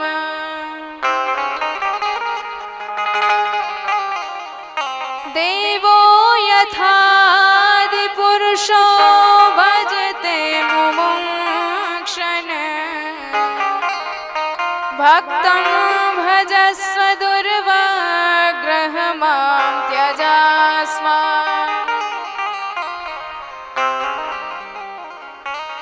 गोपियों ने कहा कि हम आपको भोग लगाने आई हैं। तो भक्त और भात भगवान को बड़े पसंद हैं। जैसे भात का निर्माण होता है, धान से भात तैयार होता है, ऐसे ही भगवान का भक्त भी तैयार होता है। जब धान को मूसल मार कर उसका छिलका निकाला जाता है, खौलाया जाता है, तब वह भात पक करके सिद्ध होता है। ऐसे ही भगवान के भक्त जब संसार के थप्पड़ खाते खाते माया से निवृत्त हो जाते हैं और जब भगवान के विरह में तड़पते हैं, भगवान के प्रेम में, भगवान की ही याद में तड़पने लगते हैं, तब जाके सारा अभिमान नष्ट हो जाता है। और जब ज्ञानाभिमान, कर्तृत्वाभिमान नष्ट हो जाता है, तब भगवान का भक्त विशुद्ध तैयार होता है। गोपियों ने निवेदित कर दिया कि सरकार, इसमें आपके प्रेम की मिश्री मिली हुई है, इसलिए इसका आप भोग लगाएं। भगवान ने कहा, अरे भाई, जब भूख लगी हो तब तो भोग लगाएं। गोपियों ने कहा, ये तो आपका दुराग्रह है।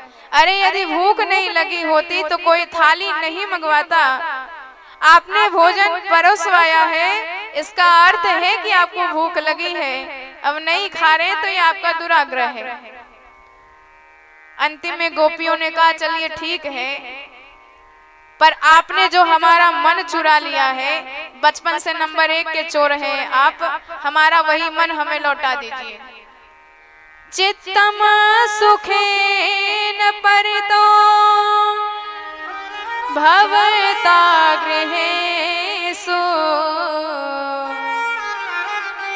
यन्निर्विशुद्ध्युत्पिकरावपि गृहे अकृत्ये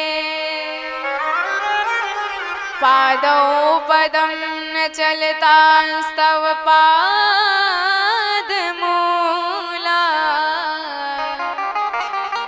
ध्यानेन याम पदयो पदवीं सखेते। क्योंकि बिना मनी राम के शरीर हमारा काम नहीं करेगा। मन नहीं है तो आप कोई काम नहीं कर सकते ठीक ढंग से, तो मन लौटा दो हमारा। पर जब भगवान ने कोई उत्तर नहीं दिया तो अंत में गोपियां अपने मन के भाव को स्पष्ट भगवान से कह दी। भगवान ने कहा, आखिर तुम चाहती क्या हो? तो गोपियां कहती हैं कि हम आपके अधरामृत चाहते हैं। तो अधरामृत क्या है? धरती इति धरा और धरा अमृतम भवति धरामृतम, धरामृतम न भवति इति अधरामृतम। जो रस, जो आनंद आपको इस धरती पर मिले उसे धरामृत कहा जाता है। पर वह अभौतिक, अलौकिक, अप्राकृतिक रस जो संपूर्ण धरातल पर नहीं मिलता उसे अधरामृत कहा जाता है। और गोपियां इसी रस की याचना कर रही हैं और भगवान को उन्होंने सजग भी कर दिया। यदि नहीं दिया तो फिर हम आपके चरणों में अपने प्राण त्याग देंगे। कम से कम मरने के बाद तो आपके दर्शन मिलेंगे ही मिलेंगे। अब जैसे गोपियों ने कहा भगवान से, सिंचांग नस्त्व दधरामृत पूरकेण हासावलोक कल गीत जरिच याग्निम नो चेत विरह जग्नु पयुक्त देहा ध्यानेन याम पदयो पदवीं सखेते। अब भगवान ने ठोक बजा के देख लिया कि गोपियां योग्य बन गई हैं, तो विक्रीड़न करना प्रारंभ किया। लेकिन गोपियों के मन में अभिमान हो गया कि देखो देखो, ये जगत को नचाने वाले हमारे भ्रिकुटी के इशारे पे नाच रहे हैं, हमारी पैंजनी के ताल से ताल मिला के नाच रहे हैं। अब भगवान ने देखा कि थोड़ी सी कसर अभी भी रह गई, तो अंतर्हिते भगवती ससैव ब्रजांगना, भगवान अंतर से उनका हित चाहते हैं, इसलिए अंतर्हित हो गए। और जैसे ही भगवान गायब हुए गोपियों के बीच में, कि ऐसा लगा मानो किसी मछली को जल से निकालकर बाहर फेंक दिया गया हो। बेचारी तड़पने लगी और इतने ज्यादा विरह में व्यग्र हो गई सारी गोपियां कि होश ही नहीं रहा कि कहाँ जा रही है, किससे बात कर रही है, किससे पूछ रही है। वृक्षों से सरकार का पता पूछती है, पीपल बरगद आदि वृक्षों से भगवान का पता पूछ रही है, पर क्या उत्तर मिलता। गोपियों ने कहा कि ये पुरुष जाति हैं, स्त्री जाति की व्यथा क्या समझेंगे, छोड़ो इनसे पूछना। तो सामने गई तो तुलसी का बिरवा दिखाई दिया। तो तुलसी मैया से पूछने लगी, क्वचित तुलसी कल्याणी गोविंद चरण प्रिय सह त्वालि कुलैर विभ्रत दृष्टस्तेति प्रिय च्युतः। हे तुलसी, तुझसे तो सरकार इतना प्रेम करते हैं कि तेरे बिना भोजन भी स्वीकार नहीं करते। अरे तू ही बता दे हमारे भगवान किधर चले गए। हवा चली, तुलसी जी का बिरवा हिल गया। गोपियां कहती हैं, देख देख सिर हिला रही है कि नहीं बताऊंगी। अरे आखिर ये भी तो हमारी सौत लगती है, क्यों बताए। अब जब कहीं उत्तर नहीं मिला तो गोपियां वन वन विचरण करने लगी कि सरकार हम आपके सच्चे आशिक हैं, ऐसे आपको छोड़ नहीं देंगे। और मार्ग में देखा कि दो जन के चरण के चिन्ह दिखाई दे रहे हैं। तो पहचान गई, लगता है सरकार किसी गोपी के साथ गए हैं। और कुछ फूल बिखरे हुए दिखे तो समझ गई कि यहाँ पर उसका श्रृंगार हुआ है। केश प्रसादनम तत्र कामिन्या कामिना कृतम। पर कुछ दूर जाने पर वह चिन्ह भी समाप्त हो गए। तो गोपियां समझ गए कि उसको कंधे पर बिठा के सरकार ले गए। और वहीं पर जलन करने लगी कि न जाने कौन गोपी है जो हमारे सरकार को चुरा ले गई। और संत कहते हैं कि ये वही गोपी थी, हमारी परम इष्ट देवी किशोरी जी महारानी श्री राधा जी। पर नाम नहीं लिया है, केवल वधू कह के संकेत देते हैं सुखदेव जी, क्योंकि सुखदेव जी की इष्ट देवी है राधा रानी। राधा रानी के नाम के इतने रसिक हैं कि एक बार राधा कहते ही 6 महीने की समाधि लग जाती है। अब पता चला नाम लिया, समाधि लग गई तो बेचारे 7 दिन के मेहमान परीक्षित जी लटके रह जाएंगे। सो इशारे में काम चला लेते हैं। और उधर भगवान किशोरी जी को भी छोड़ करके अंतर ध्यान हो गए, क्योंकि जानते हैं कि बिना भक्ति के भगवान के दर्शन भक्तों को नहीं मिलेंगे। सो भक्ति को छोड़ करके भगवान गायब हो गए। और जैसे ही गोपियों ने राधा जी के दर्शन किया और उनकी विरह दशा देखी, तो अब सारी गोपियां उनके साथ मिलजुल करके यमुना तट पर आई और कहने लगी कि अब हम सरकार के विरह में एक गीत गाएंगे। अगर सरकार उसे सुनकर भी नहीं आए तो फिर अपने प्राणों का इसी यमुना जल में विसर्जन कर देंगे। कम से कम मरने के बाद तो सरकार की प्राप्ति अवश्य होगी। पुनः पुलिनमागत्या कालिंद्याम कृष्ण भावना समवेता जगो कृष्ण तदा गमन कांक्षिता। और गोपियां यमुना जी के तट पर कनक मंजरी छंद में 19 श्लोकों में दिव्य गोपी गीत गाती हैं। और यह इतना दिव्य गीत है कि जो भी इसका पाठ करता है सायंकाल के वक्त उसके जीवन में भगवान की अद्भुत पराभक्ति प्रकट हो जाती है। तो आइए हम सब भी भगवान के चरणों में इसी गोपी गीत के माध्यम से समर्पित होते हैं। तत्पश्चात कथा में प्रवेश करेंगे। बोलिए भक्त वत्सल भगवान की जय हो। जयति तेधिकम्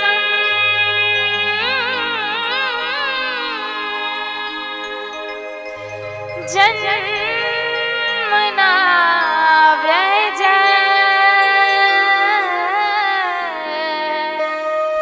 श्रयत इंदिरा शाश्वत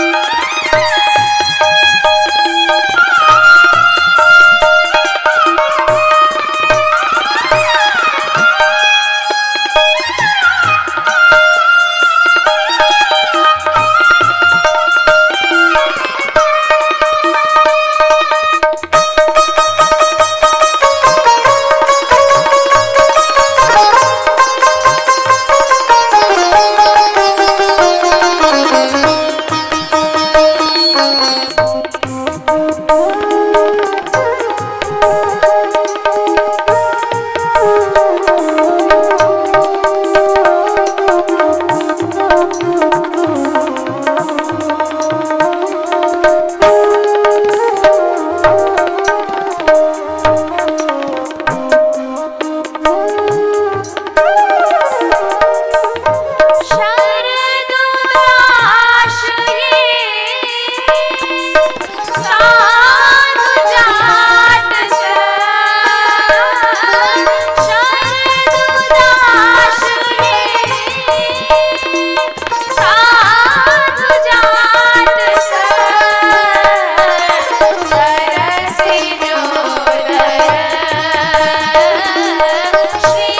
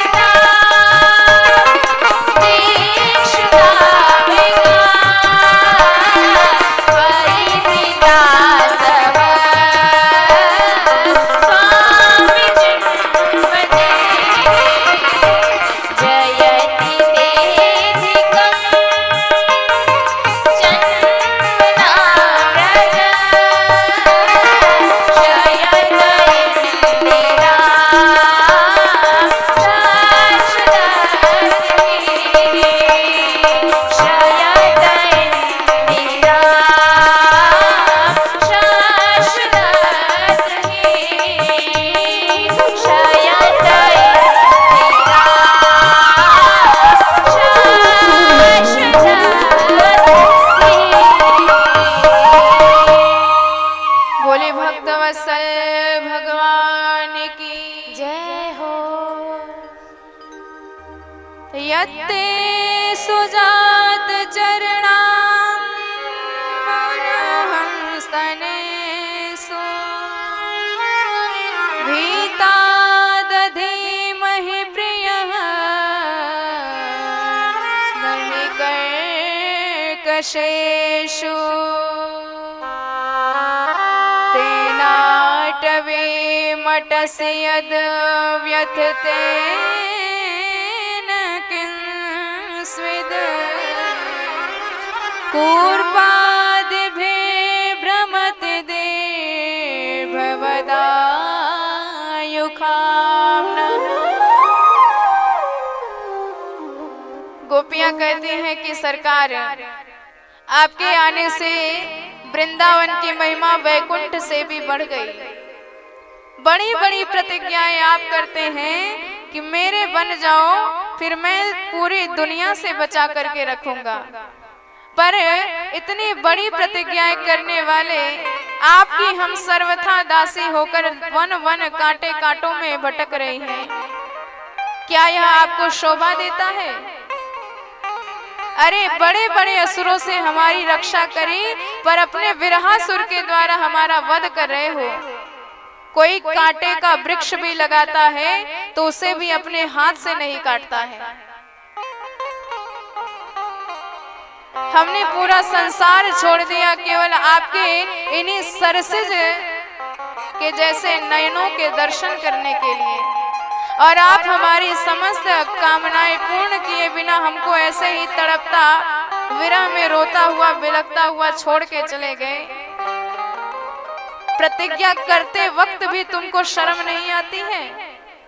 आप यशोदा मैया के बेटे हो ही नहीं सकते हैं, क्योंकि यशोदा मैया कितनी कारुण्यमयी, वात्सल्यमयी, ममतामयी, दयामयी हैं, और उन यशोदा के आप जैसे निष्ठुर बेटा न खलु गोपिका नंदनो भवान अखिल देहिना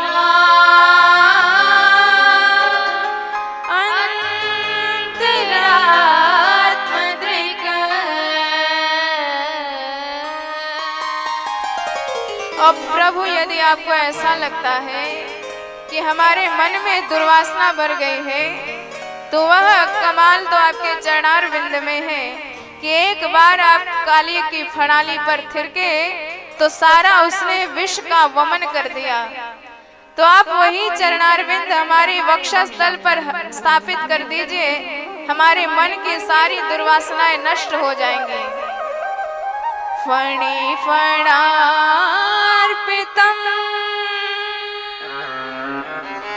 ते पदाम्बुजम्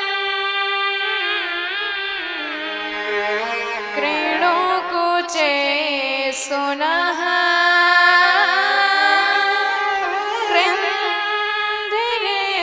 कृन्धिरेच्छयम्। और हम आपके विरह में मर भी तो नहीं सकते, क्योंकि मौत ही नहीं आएगी।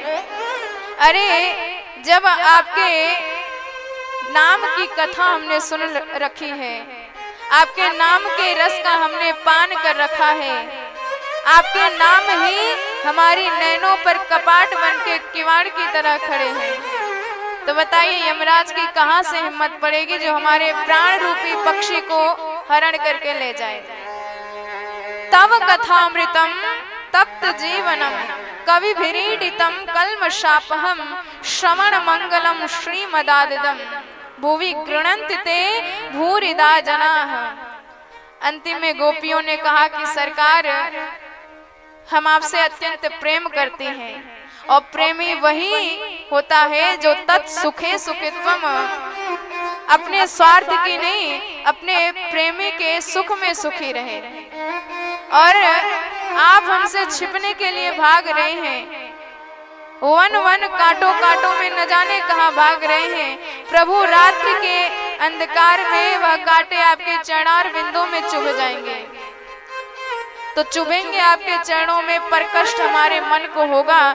इसलिए सरकार जो नेत्र पलक झपकने का भी विरह सहन नहीं कर सकती, वह इतने घंटों से, इतनी देर से आपका विरह सहन कर रही है। सरकार अब मत तड़पाओ, अब जितना आपको सताना था सता चुके, अब आप हमारी इच्छा पूर्ण करो।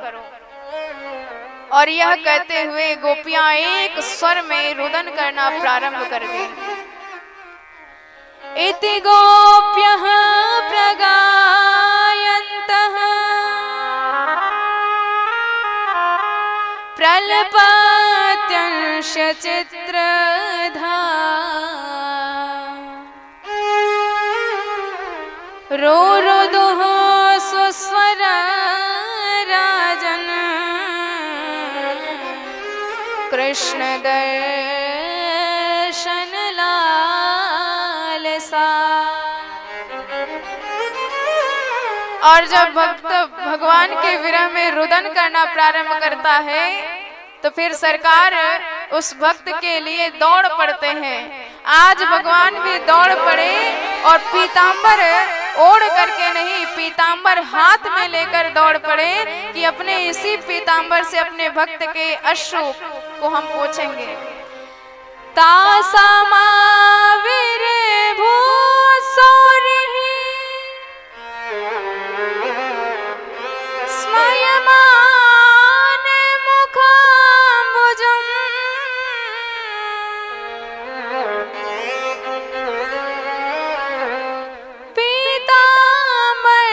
पीताम्बरधरः स्त्रग्वी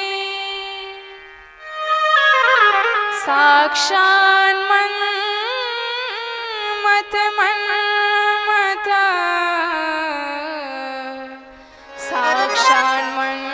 साक्षान्मन्मथ मन्मथः।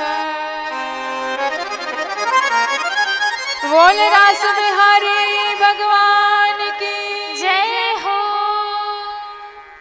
भगवान के जैसे ही दर्शन किए, इतना भव्य सरकार का स्वरूप पीतांबर हाथ में लेकर आए हैं, इतना दिव्य स्वरूप के साक्षात मन्मथः, मन को मत देने वाले, कामदेव के भी मन को मत देने वाला इतना गजब का सरकार का भव्य स्वरूप आज प्रकट हुआ है। गोपियां चरणार बिंदों में निवेदित हो गई। एक ने तो नेत्र बंद कर लिए कि कहीं फिर से नयन खोल दिए तो ये सरकार भग जाएंगे। मानो आंखों के रास्ते सरकार को हृदय भवन में बिठा लिया और नयनों के किवाड़ लगा दिए कि अब तो नहीं भाग पाओगे। भगवान ने कहा, देखो गोपियों, जब तक विप्रलंब ना हो तब तक संयोग पुष्ट नहीं होता है। जब तक दोपहरी की धूप ना लगी हो तब तक छांव का महत्व हम नहीं समझ सकते। जब तक गहरी प्यास ना लगी हो तब तक पानी का महत्व हम नहीं समझ सकते। और जब तक विरह वेदना ना हो तब तक सम्मिलन के सुख को हम कभी नहीं समझ सकते। तो आज भगवान ने कहा कि गोपियों, मैं तुम्हारा ऋणी हूँ, कभी उऋण नहीं हो पाऊंगा। तो जितने गोपियां उतने भगवान बन के प्रकट हो गए। और जैसे आकाश में, नीले नीले आकाश में बिजलियां कौंध पड़ती हैं, ठीक इसी प्रकार श्याम अंग की छटा के बीच में गौरी गौरी गोपांगनाएं चमक पड़ी। परीक्षित जी अपनी शब्द छटा में नाचने लगे। पादन्यासै भुज विद्युत भी सस्मितै भ्रू विलासै भज्जन मध्य शल कुछ पटै कुंडलैर गंडलोलै स्वित्यन मुख्या कवर रशिया ग्रंथयः कृष्ण वध्वो गायन्त्यस्तम तडित इवता मेघ चक्रे विरेजुः। हमारे भोलेनाथ भी पहुंच गए और जैसे ही शंकर जी ने रास मंडली में प्रवेश किया, गोपियों ने टोका, महाराज जी निकलो बाहर। भगवान ने कहा कि अरे गोपियों, मौका दो, हम भी बहुत बढ़िया ठुमका लगा लेते हैं। गोपियों ने कहा, महाराज दाढ़ी मूछ वाले बाबू का प्रवेश यहाँ कभी नहीं हो सकता, पुरुष प्रवेश सर्वथा वर्जित। तो जैसे ही ये सुना, हमारे भोले बाबा तुरंत गए यमुना जी में 108 डुबकी लगाए और बढ़िया लहंगा फरिया पहने और 1.5 हाथ का घूंघट डाले गोपी बन के रास मंडली में प्रवेश कर गए। इसीलिए वृंदावन में कहा जाता है कि केवल एक पुरुष है और वह है कन्हैया, बाकी वहां रहने वाले सभी स्त्री भाव रखते हैं, तभी भगवान का सानिध्य प्राप्त होता है। और जब तक हम में पुरुषत्व रहेगा तब तक कल्प में भी कभी भी भगवान का सानिध्य नहीं मिलने वाला। यदि इस रास उत्सव का दर्शन करना है, आनंद लेना है, तो मन में स्त्री भाव आना चाहिए, भक्ति भाव आना चाहिए। तो भगवान अपनी विशुद्ध गोपियों के साथ विक्रीड़न करना प्रारंभ किए। सारी दुनिया इस रास उत्सव में समर्पित है। आइए हम और आप भी बड़े सौभाग्य से इस रास में जाने का मौका मिलता है, तो अपने मन को भगवान के चरणों में निवेदित करते हैं। बोले रास बिहारी भगवान की जय हो, रासेश्वरी राधा रानी सरकार की जय हो। सभी दोनों हाथ उठा के ताली बजाते हुए गोकुल में देखो, वृंदावन में देखो रे, मुरली बाज रे,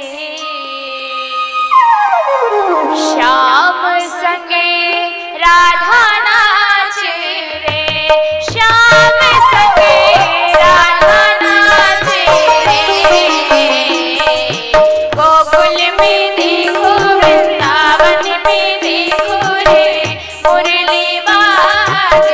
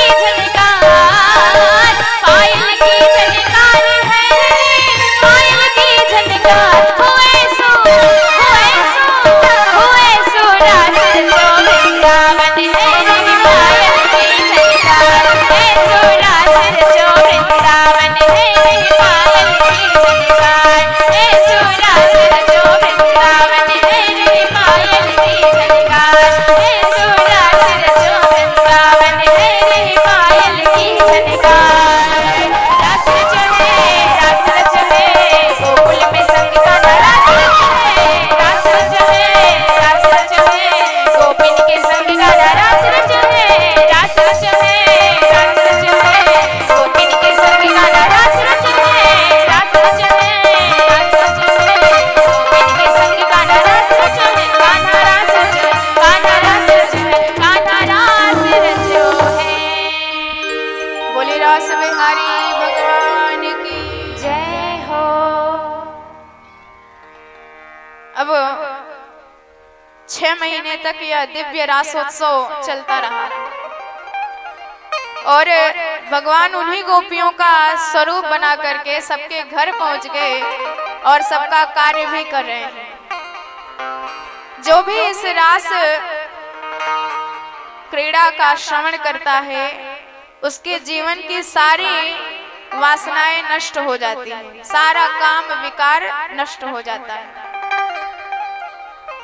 अब मथुरा की बात सुनिए। मथुरा में कंस बड़ा परेशान है कि हमने इतने बड़े बड़े राक्षस भेजे, जाते तो सभी हैं पर लौट के कोई नहीं आता है। तो नारद जी उनके पास आए और समझाने लगे। उन्होंने कहा कि जो कृष्ण बलराम हैं, जिन्होंने तुम्हारे सारे असुरों को मार डाला है, वो कोई और नहीं, साक्षात तुम्हारी बहन देवकी के ही 7वें 8वें लाला है। अब तो कंस बड़ा क्रोधित हुआ कि हमने तो उन्हें मरवा डाला था, तो ये कैसे बच गए। पर नारद जी ने समझाया कि वसुदेव जी ने अपनी चतुराई से उनकी रक्षा कर दी थी, तो जब तक वो वहां रहेंगे तब तक तुम ऐसे असुर भेजते रहोगे और सबको ठिकाने लगाते रहेंगे। तो उपाय एक ही है कि यहाँ कुछ मेले इत्यादि का आयोजन करो और जब वो यहाँ आए तो तुम सब मिलकर उन्हें मार देना। तो समझ गया कंस, अक्रूर जी को बुलवाया और अपना रथ भेज दिया साथ में कि जाओ तुम कृष्ण बलराम दोनों को यहाँ लेकर आओ। तो अक्रूर जी ने कहा कि किम मया चरितम भद्रम किम तप्तः परमं तपः, कि मैंने कौन सा तप किया है, कौन सा चरित्र किया है जो आज साक्षात भगवान के दर्शन करने जाऊंगा। द्रक्ष्यामि नूनम स कपोल नासिकाम, भगवान के दर्शन बड़े सौभाग्य से प्राप्त होते हैं। और मुखम मुकुंडस्य गुडाल कावृतम प्रदक्षिणम में प्रचरन्ति वै मृगाः, मेरे दाहिनी ओर से मृग गए हैं, इसका अर्थ है कि मुझे अवश्य भगवान के दर्शन होंगे।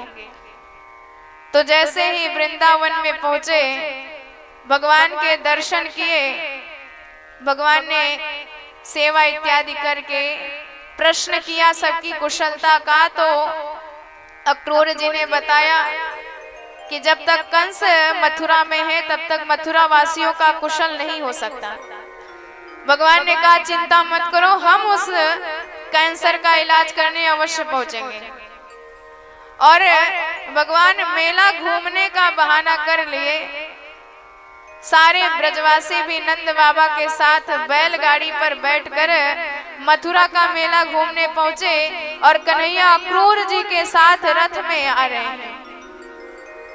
गोपियां जब रुदन करने लगी तो सरकार ने समझाया कि हम परसों आ जाएंगे। अहो विधातांस्तव न क्वचित दया संयोज मैत्र्या प्रणयेन देहिना तांशा कृतार्थान वियुनंक्ष पार्थिकः विक्रीडितम तेर्भक चेष्टितम यथा।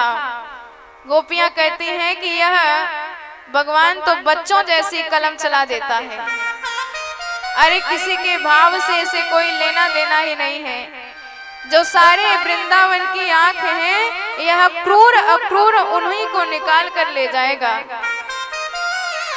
पर जब भगवान ने समझाया तो गोपियां मान गईं और रथ में विराजमान होके जैसे कन्हैया चले, अक्रूर जी का मन बड़ा घबराया कि जो गोपियों के प्राण हैं मैं उनको लेके जा रहा हूँ, कहीं इनका अहित हो गया तो मैं क्या जवाब दूंगा उन गोपियों को। तो अक्रूर जी रथ में बिठाकर यमुना जी में स्नान करने गए और जैसे ही डुबकी मारी तो साक्षात भगवान उनको जल के भीतर ही दर्शन दिए और देखते देखते वही चतुर्भुज रूप में परिणित हो गए। और जब बाहर निकल के देखा तो रथ में बैठे नजर आए, पहचान गए कि ये तो साक्षात जगन्नाथ हैं। इसलिए मैं इन्हें ले जा रहा हूं, इनका कोई बाल भी बांका नहीं कर पाएगा। और भगवान के चरणों में प्रणाम किया।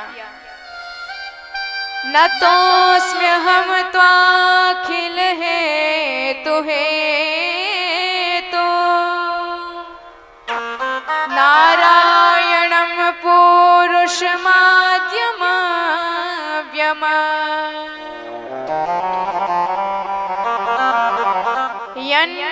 यन्नाभिजाता दरविंद कोशा ब्रह्मा विरासीत यतैस लोकः। और भगवान मथुरा में पहुंचे, मथुरा वासियों को अपना दर्शन दिया, संतुष्ट किया। उसके बाद भगवान ने यज्ञ का धनुष उठाया और तोड़ डाला और जैसे ही धनुष टूटा भयंकर ध्वनि भई। कंस समझ गया कि अब हमारा भी काम तमाम हुआ समझो, क्योंकि जब इस धनुष को हमें दिया गया था तो बताया था कि इस धनुष को कोई तोड़ नहीं सकता और जो तोड़ दे वो तुम्हें छोड़ नहीं सकता। सुबह भगवान अखाड़े में पहुंचे, कुवलिया पीठ हाथी का उद्धार किया और जब रंगमंच में पहुंचे तो अनेकानेक असुर पहलवान भगवान से लड़ने आए। चाणूर आया, भगवान ने एक ही थप्पड़ में चकनाचूर कर दिया। हल तोषर आए, उनका भी कल्याण कर दिया। और बाद में कूट नाम का दैत्य कूदता हुआ आया तो भगवान ने उसे भी कूट पेश कर उसका भी कल्याण कर दिया। अंतिम में भगवान ने एक छलांग मारी तो सीधे कंस के ऊंचे सिंहासन पर नजर आए और भगवान ने उसके बाल पकड़कर घुमाया और निपात्य रंगों परितुंग मंचात भगवान ने बड़ी जोर से धक्का दिया और सीधे रंग मंच पे आकर गिरा और पूरे विश्व का भार लिए सरकार उसकी छाती पर कूद पड़े और कंस का भी प्राणांत हो गया, उसका भी उद्धार हो गया। बोल कंस मर्दन भगवान की जय हो। कंस का उद्धार करके उग्रसेन जी को मथुरा की गद्दी पर आसीन किया और देवकी वसुदेवश्च विज्ञाय जगदीश्वरो। वसुदेव जी देवकी मैया को बंधन से मुक्त किया और शास्त्रकंठ नंद बाबा को विदा किया।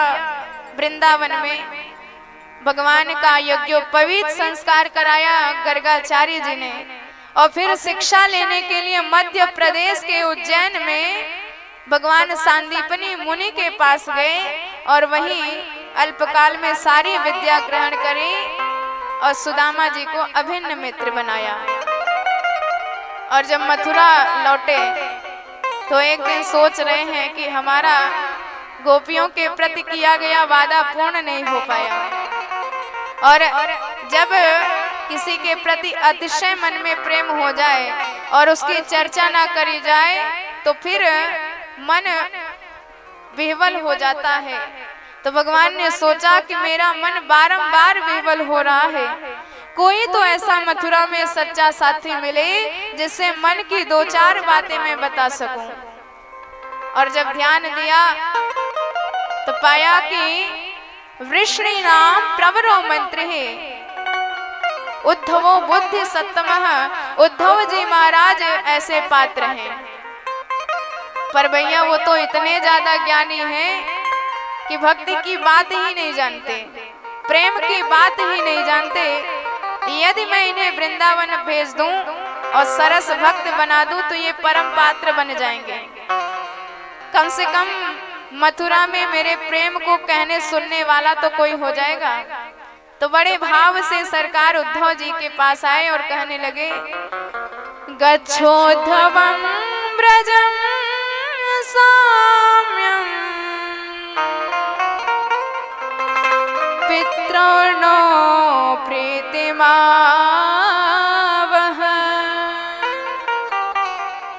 गोपीनामद्वियोगाधिम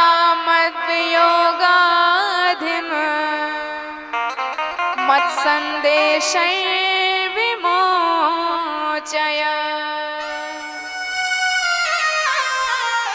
भगवान ने कहा कि हे उद्धव जी, आप वृंदावन चले जाइए और मैंने जिन गोपियों को परसों आने का वादा किया और बरसों बिता दिए, उन्हीं गोपियों को केवल जरा ज्ञान दे करके स्वरूपस्थ कर दीजिए। पता नहीं वह गोपियां मेरे विरह में कैसे जी पा रही होंगी। यदि उनके प्राण अब भी बचे होंगे तो केवल इसी आशा से कि परसों हमारे नाथ आएंगे। धारयन्त्यति कृष्णेन प्रायः प्राणान् कथञ्चन प्रत्यागमन संदेशे बलव्यो मे मदात्मिका।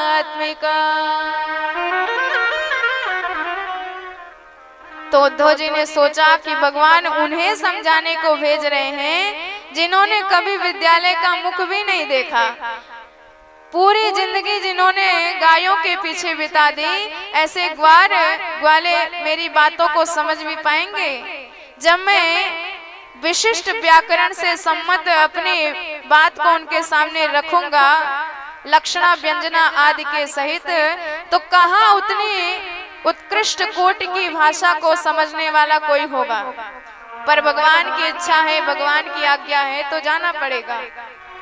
भगवान ने मोर मुकुट पहना दिया, पीतांबर उड़ा दिया, रथ में बिठा दिया और भेज दिया। चले मथुरा से उद्धव जी तो वृंदावन निकट आया और गजब के प्रेम ने वहीं से अपना रंग दिखलाया। वृक्ष सब झुक झुक जाते थे, मानो उधर बुलाते थे। पपीहा पीहू कर करके मानो पता बताते थे। उलझ वस्त्रों में सब काटे लगे उद्धव को समझाने, तुम्हारा ज्ञान पर्दा फाड़ देंगे बिरज के प्रेम दीवाने। उद्धव जी चले और जैसे ही नंद बाबा ने दूर से देखा गया तो दौड़कर गले से लगा लिया, अपने अश्रुओं से भिगो दिया। पर जब ध्यान से देखा तो पाया कि ये तो मेरे बेटे जैसा है। पर चलो ठीक है, अपना बेटा ना सही, कम से कम बेटे का मित्र ही बुढ़ापे में मिल गया, यही खुशी की बात है। सारी औपचारिकताएं पूर्ण करने के बाद अंत में उद्धव जी से कहते हैं कि कभी कन्हैया हमें याद भी करता है, कभी उसे यह यमुना का पुलिन याद आया, कभी उसे अपनी मैया यशोदा की याद आई, कभी उसे अपने ग्वाल बाल सखा कभी गैया की याद आई, कभी अपने इस बाबा की याद आई। अपि स्मरन्ति नः कृष्णः मातरः सुहृदा सखे गोपान् व्रजम चात्मनाथम गावो वृंदावनम गिरिम। अरे जब जंगल में आग लगी थी तो पूरे आग का पान करके उसने हमारी प्राण रक्षा करी थी, पर आज उसके विरह में हम सब जल रहे हैं, तप रहे हैं, तड़प रहे हैं, पर हमको ऐसे ही विरहाग्नि में जलाकर वह छोड़ गया है। यशोदा मैया तो केवल नाम स्मरण कर लेती हैं तो इतनी प्रेम की दशा हो जाती है कि नयनों से निर्निमेष अश्रुपात होने लगते हैं, वाणी मूक हो जाती है, बोल ही नहीं पाती है, अवरुद्ध हो जाती है वाणी। स्तनों से दिव्य प्रेममयी धारा बहने लग जाती है। और ऐसे बेवल दशा देखी उद्धव जी महाराज ने तो उनका ज्ञान भी बहने लगा जल की तरह। यशोदा वर्ण्यमानानि पुत्रस्य चरितानि च शृण्वन्त शोण्यवास्त्राक्षे स्नेहस्नो तपयोधरा। उद्धव जी ने ऐसी दशा देखी तो आज कन्हैया पर क्रोध आने लगा कि कितना कपटी है कन्हैया, जिन्होंने अपने पूरे जीवन को चरणों में समर्पित कर दिया, उनके प्रति भी ऐसा भाव रखता है, मिलने नहीं आता, अपने विरह अग्नि में जला रहा है। हाय यशोदा प्रेम तेरो बरनत नहीं बने जुबानी, आंखों से तेरे आंचल से तेरे दूध बहे और बहे नयन से पानी। मैया मैया जो कहता था वो छोड़ गया कैसे तुमको, जबकि तूने बांध रखा था तोड़ गया कैसे उसको। मत रोना माँ कपटी है वह, छलिया की यही निशानी, आंचल से तेरे दूध बहे और बहे नयन से पानी। सचमुच वो जग का मालिक है, कब चलती किसकी मर्जी, तय कर रखा नियत सबकी, कब फलती किसकी अर्जी। हाय कन्हैया तेरे प्रेम की अब ये भी बनी कहानी, आंचल से तेरे दूध बहे और बहे नयन से पानी। हाय यशोदा प्रेम तेरो बरनत नहीं बने जुबानी। उद्धव जी को समझ में नहीं आया कौन सा ज्ञान दूं। सारी दुनिया यही कहती है कि येन केन प्रकारेण भगवान के चरणों में मन लगे, पर जिनका मन पहले से ही भगवान के चरणों में लगा है उनको मैं कौन सा उपदेश दूं, कैसे कह दूं कि भूल जाओ उस कन्हैया को। तो अब केवल भगवान के प्रशंसा करने के अलावा कुछ उद्धव जी को समझ में नहीं आया। उन्होंने कहा कि माता आप जानते हैं कि वह कन्हैया कौन है? अरे ना उसके कोई माता है, ना पिता है, ना पत्नी है, ना सखा है, ना बंधु है, सारे जगत का मालिक है, सारे जगत का पालन पोषण करता है और घट घट में समाया हुआ है। धन्य है आप कि ऐसे नारायण प्रभु के चरणार बिंदों में आपकी अनोखी रति है। न माता न पिता तस्य न भार्या न सुतादयः नात्मीयो न मरस्यापि न देहो जन्म एव च युवां श्लाघ्यतनो नूनम् देहिनामिह मानद नारायणे खिल गुरो यत्कृता मतिरे दृशे। धन्य है आप कि आपकी ऐसी रति गति मति सब भगवान के चरणार बिंदु पर न्योछावर है। जैसे हर लकड़ी में अग्नि समाई हुई है, जिस लकड़ी का मंथन कर देंगे अग्नि वहीं से प्रकट हो जाएगी, ऐसे घट घट में प्रभु भी समाये हुए हैं। जहां आपका प्रेम भाव पुष्ट हो जाएगा सरकार वहीं से प्रकट हो जाएंगे। नंद बाबा ने कहा उद्धव तू कहना क्या चाहता है?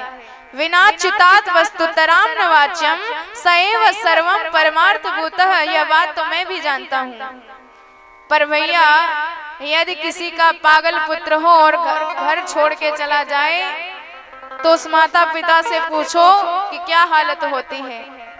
और जिसे तू साक्षात भगवान जैसा कह रहा है, ऐसे पुत्र यदि हमें छोड़ के चले जाए तो हमारी क्या हाल होगी। तो न जाने कैसे उसे भगवान कहता है। कहां से तुझे उसके भगवत्ता के लक्षण समझ में आते हैं? अरे भगवान तो निराकार होते हैं, पर हमने उस कन्हैया के दिव्य बाकी अदा को देखा है, बाकी छटा को देखा है। भगवान तो परम शांत होते हैं, पर वो तो परम नटखट था। यशोदा ने तो उसे उखल में बांध दिया था। तो न जाने कैसे कहता है कि भगवान है, बंधन से मुक्त करने वाले हैं। मेरे ये नयन कैसे मान ले जिन्होंने उसके रूप सुधा का दर्शन किया है। मेरे ये हाथ कैसे मान ले जिन्होंने उसे उंगली पकड़कर चलना सिखाया है। मेरी ये गोंद कैसे मान ले जिन्होंने उसे खिलाया है। अरे ये तो वही बात हुई, कोई पानी की बूंद के लिए तड़प रहा हो और कोई उसे पानी देने के बजाय पानी का ज्ञान देने लग जाए कि पानी कहाँ नहीं है। आकाश में देखो, बादल में पानी ही पानी नजर आएगा। धरती पर जहां खोदोगे पानी निकलेगा। तुम्हारा शरीर भी पानी से मिलकर बना है। पर बात तो सही है, लेकिन प्यासा कहेगा मुझे पानी का ज्ञान नहीं, मुझे पानी चाहिए। ठीक इसी प्रकार ये नयन भगवान के रूप सुधा के रसिक हैं, उनके ज्ञान के नहीं। सारी रात्र यूं ही चर्चा करते व्यतीत हो गई। सुबह गोपियों से मिलने उद्धव जी महाराज गए और जब दूर से देखा श्री किशोरी जी विराजमान है, सखियों के साथ है। एक काला सा भ्रमर आया और लाल लाल चरणों को देख करके उसे लगा कि कमल है, सो रस पान करने के लिए चरणों पर बैठ गया, पर डांट कर भगा दिया। किशोरी जी ने उसी से बात करने लगी। इसे भ्रमर गीत कहा जाता है, भौरे से बात करती हैं। मधुप की तव बंधो मां स्पृशांग्रिम सपत्या, कुछ विलुलित माला कुंकुम श्मश्रुवेणः,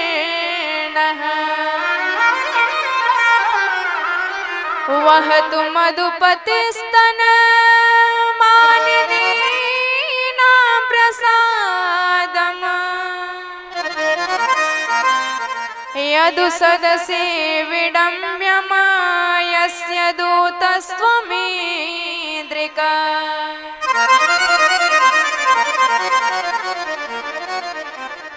गोपियां कहती हैं कि हम समझ गए कि तू उसे काली कपटे का मित्र है। अरे सुनना चाहे तो सुना दे उस कपटी की कपट कथा, कितना कपट करता है। मानो भ्रमर ने पूछा कि सुनाओ, तो किशोरी जी बताती हैं कि अरे बाली और सुग्रीव दो भाई थे और उस कपटी ने पता है क्या किया, बहेलिए की तरह उस बाली का वध कर दिया। अरे छोड़ उस बंदर की बात, बेचारा बलि जिन्होंने अपना सब कुछ न्यौछावर कर दिया, पर उस काले कपटी ने त्रिविक्रम बनके उसको भी छल लिया।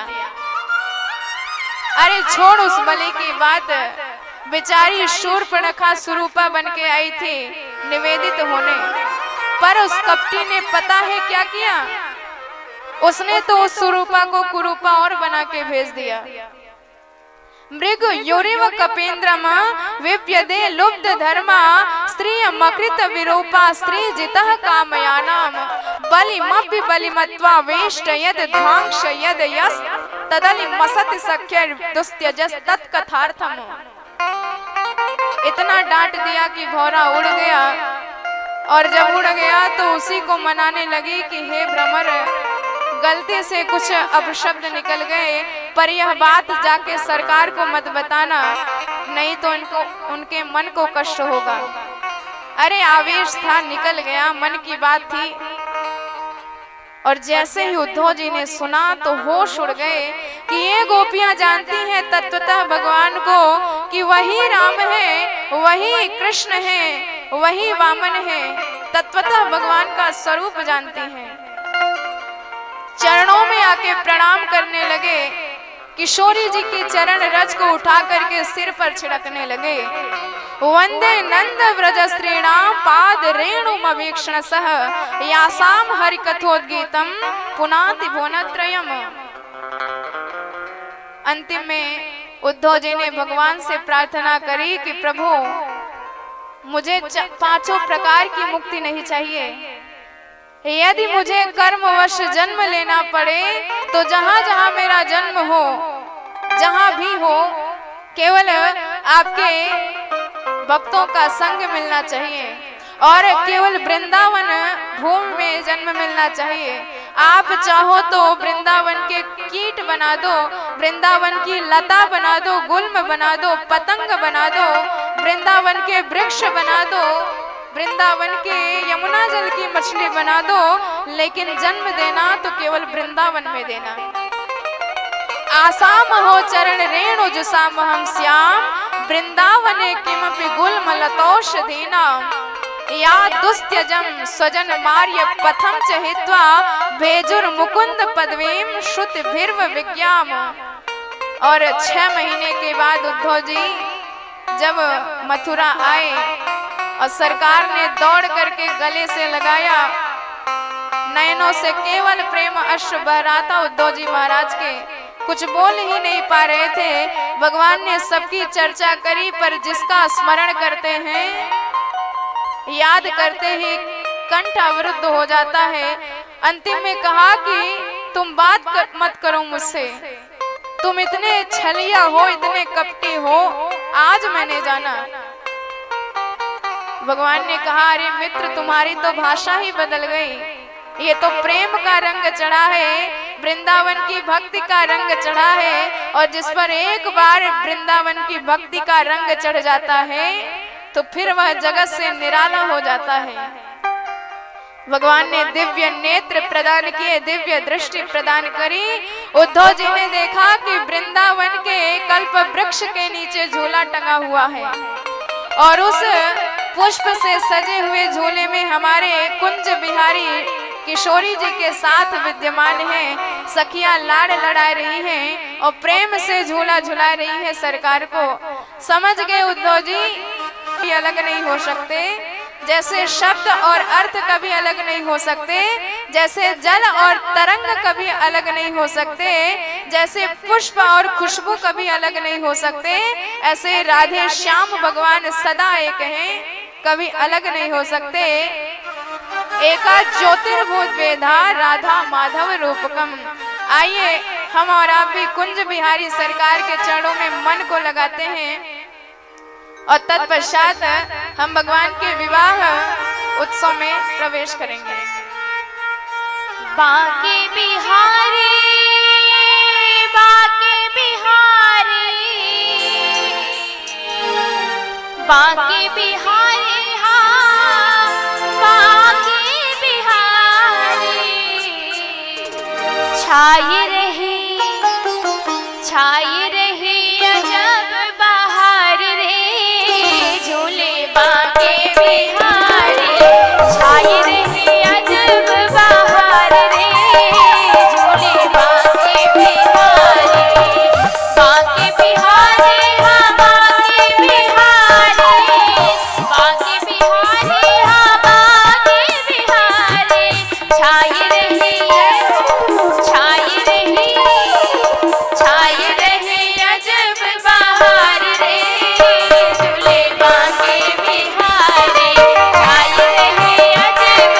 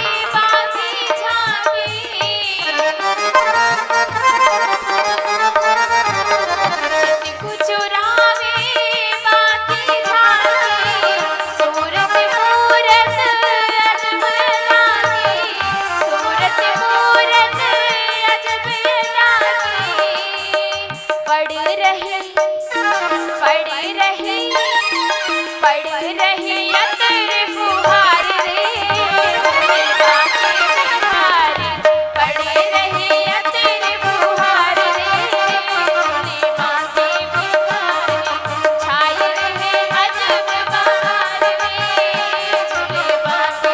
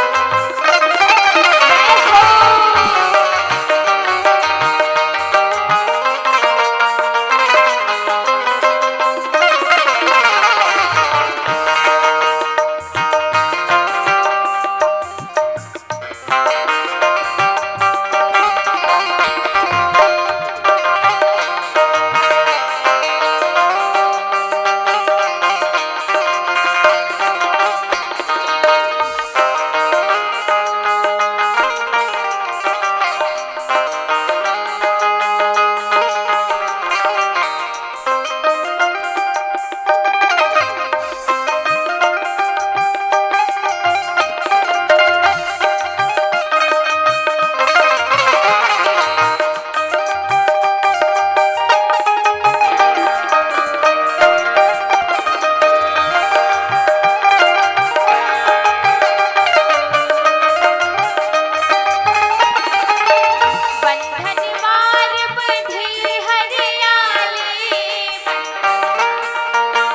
रहे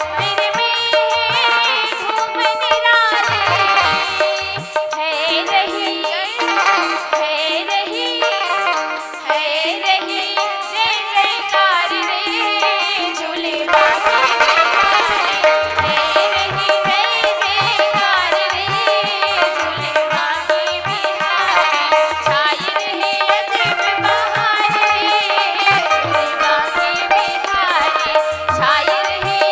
बहार रे झूले बांके बिहारी।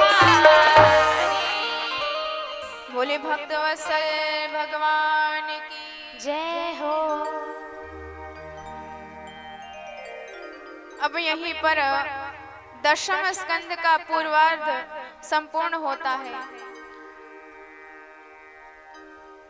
हम सब उत्तरार्ध में प्रवेश करते हैं। तो जब कंस का वध हो गया तो उसकी पत्नियां अस्थि और प्राप्ति अपने पिताजी जरासंध के पास गए। अस्थि प्राप्तिश्च कंसस्य महिष्मो भरतर्षभः मृते भर्तर दुखार्ते एयतु स्म पितुर्गृहान।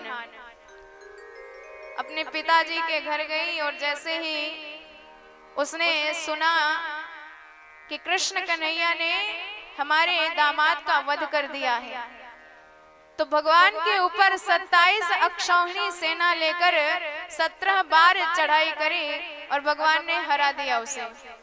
और जब 18वां आक्रमण करने जा रहा था तो फिर नारद जी ने काले यवन जो म्लेच्छों का राजा है भगवान से लड़ने के लिए भेज दिया। और भगवान लड़ते लड़ते एक गुफा में भाग गए और उस गुफा में मुचकुंद सो रहे थे तो अपना पीतांबर उड़ा दिया और छिप गए। तो काले वन को लगा कि यह साक्षात कृष्ण सो रहा है। सुलात से मार दी और जैसे ही नेत्र खोले मुचकुंद ने तो जल करके भस्म हो गया। भगवान ने आशीर्वाद दिया मुचकुंद जी को और यही कलयुग में नरसिंह मेहता भगत बन के आए और भगवान स्वयं इनके लिए सावल साह साहू बन के आए थे। तो 18वीं बार जब जरासंध ने आक्रमण किया तो भगवान ने बलराम जी से कहा कि दाऊ जी लड़ते लड़ते थक गए हैं, यदि आप कहो तो इस बार भाग लें। अब बलराम जी ने कहा कि कन्हैया कैसी बात कर रहे हो, अगर हम भाग लेंगे तो पूरी दुनिया हमें भगोड़ा कहेगी, रण छोड़ कहेगी। भगवान ने कहा तो क्या हुआ, एक नाम और बढ़ जाएगा। चीर चोर कहती है, माखन चोर कहती है तो रण छोड़ भी कह लेगी। भगवान बलराम जी बोले लाला तेरी लीला तू ही जान। और 18वीं बार सरकार लड़ते लड़ते भाग लिए, प्रवर्षण पर्वत पर जाके विराजमान हो गए और जरासंध तो देखता ही रह गया और उसने पूरे पर्वत को घेर करके चारों तरफ से अग्नि लगा दी। लेकिन भगवान पर्वत पर से कूद करके समुद्र के बीच में द्वारिकापुरी में प्रवेश कर गए, जो पहले से ही विश्वकर्मा भगवान ने रचकर तैयार किया था। अब पूरे मथुरा वासियों को भी द्वारिकापुरी में भेज दिया। तो भगवान 11 वर्ष तक वृंदावन में रहे और 14 वर्ष तक मथुरापुरी में रहे और आज 25 वर्ष की अवस्था में द्वारिकाधीश बने विराजमान हैं। बोल द्वारिकाधीश भगवान की जय हो। और प्रथम विवाह किया रुक्मिणी मैया के साथ और वो भी राक्षस विधि से किया। भगवान भीष्मक सुता रुक्मिणी रुचिरानना राक्षसेन विधानेन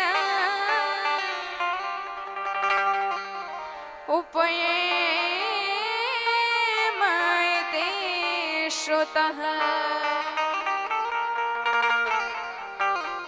अब परीक्षित जी ने कहा कि महाराज किस प्रकार से भगवान ने रुक्मिणी जी के साथ राक्षस विधि से विवाह किया, आप विस्तार से बताइए। तो अब सुखदेव जी वर्णन करते हैं कि विदर्भ देश में भीष्मक नाम के महाराज राज्य करते थे और इनके 5 पुत्र और 1 कन्या थी। साक्षात लक्ष्मी जी रुक्मिणी के रूप में इनकी कन्या बन के आई थी। राजा से भीष्म को नाम विदर्भाधिपति महान तस्य पंचा भवन पुत्र कन्यका च वरानना।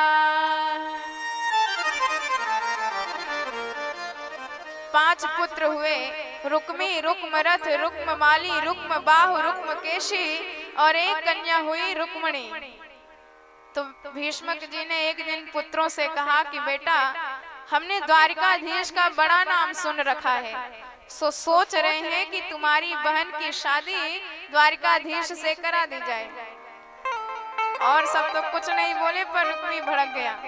पिताजी खबरदार जो उस भगोड़े से मेरी बहन की शादी कराई। तो भीष्मक जी ने कहा अरे बेटा नाराज क्यों हो रहा है, जहां तेरी मर्जी करे जा बहन की शादी पक्की कर दे। और रुक्मी दिन में गया, शाम को लौट के आया, पिताजी तैयार रखिए, तैयारी करे रखिए, परसों बारात आ रही है। अरे बेटा इतनी जल्दी कहाँ तूने विवाह तय किया?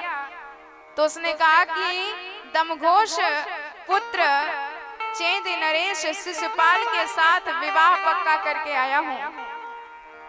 अब इधर रुक्मिणी जी ने सुना तो धड़कन तेज भई, भाभियों के सामने जाके रोने लगी कि मेरे मन में तो द्वारकाधीश बसे हैं। भाभियों ने कहा बहन रोने से काम नहीं बनेगा, तू एक काम कर, कम से कम एक पत्र ही द्वारिकाधीश तक पहुंचवा दे, अपना संदेशा भेज दे, तो भगवान कुछ न कुछ व्यवस्था कर लेंगे। सो दिव्य 7 श्लोकों में पत्र लिखा और द्वारिकाधीश की तरफ एक पंडित जी के द्वारा भेज दिया। कह दिया कि पंडित जी ये पत्र नहीं, मेरे प्राण समझिए।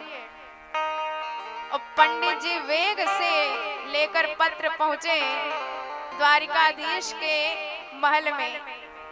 भगवान द्वारिकाधीश ने कहा कि महाराज क्या काम है। सारी औपचारिकता करने के बाद प्रेम से बिठाकर भगवान ने पूछा, तो पंडित जी ने कहा महाराज ये पत्र पढ़ लीजिए, समझ जाएंगे। द्वारिकाधीश ने कहा कि आप ही पढ़ के सुना दीजिए। पंडित जी ने कहा महाराज ये कोई राजनैतिक पत्र नहीं है जो सबके सामने पढ़ के सुना दूं, ये तो आपका प्राइवेट पत्र है। पर भगवान ने कहा कि हम ब्राह्मणों से कोई अपना भेद नहीं छुपाते, आप पढ़ के सुनाओ। तो पंडित जी रुक्मिणी जी के भावों को पढ़ने लगे। श्रुत्वा गुणन सुंदर भुवन शृण्वतां ते निर्विश्य कर्ण विवरै हरतोऽङ्गुतापः रूपं दृशां दृश्यमतामखिलार्थलाभः त्वय्यच्युत विशति चेत्तपत्रपं मे। रुक्मिणी जी 2 संबोधन भगवान को कहती हैं, हे त्रिभुवन सुंदर, हे अच्युत भगवान, मैंने तो आपकी चर्चा केवल कानों से सुनी भर है और सुन सुन के निर्विश्य कर्ण विवरै हरतोऽङ्गुतापम, मेरे कर्ण सुन सुन के तृप्त हो गए हैं, सारे ताप नष्ट हो गए हैं। पर प्रभु पता नहीं कब इन नयनों को दर्शन होगा आपका, कब ये अपने निज नाथ का दर्शन करके लाभ लेंगे जन्म लेने का।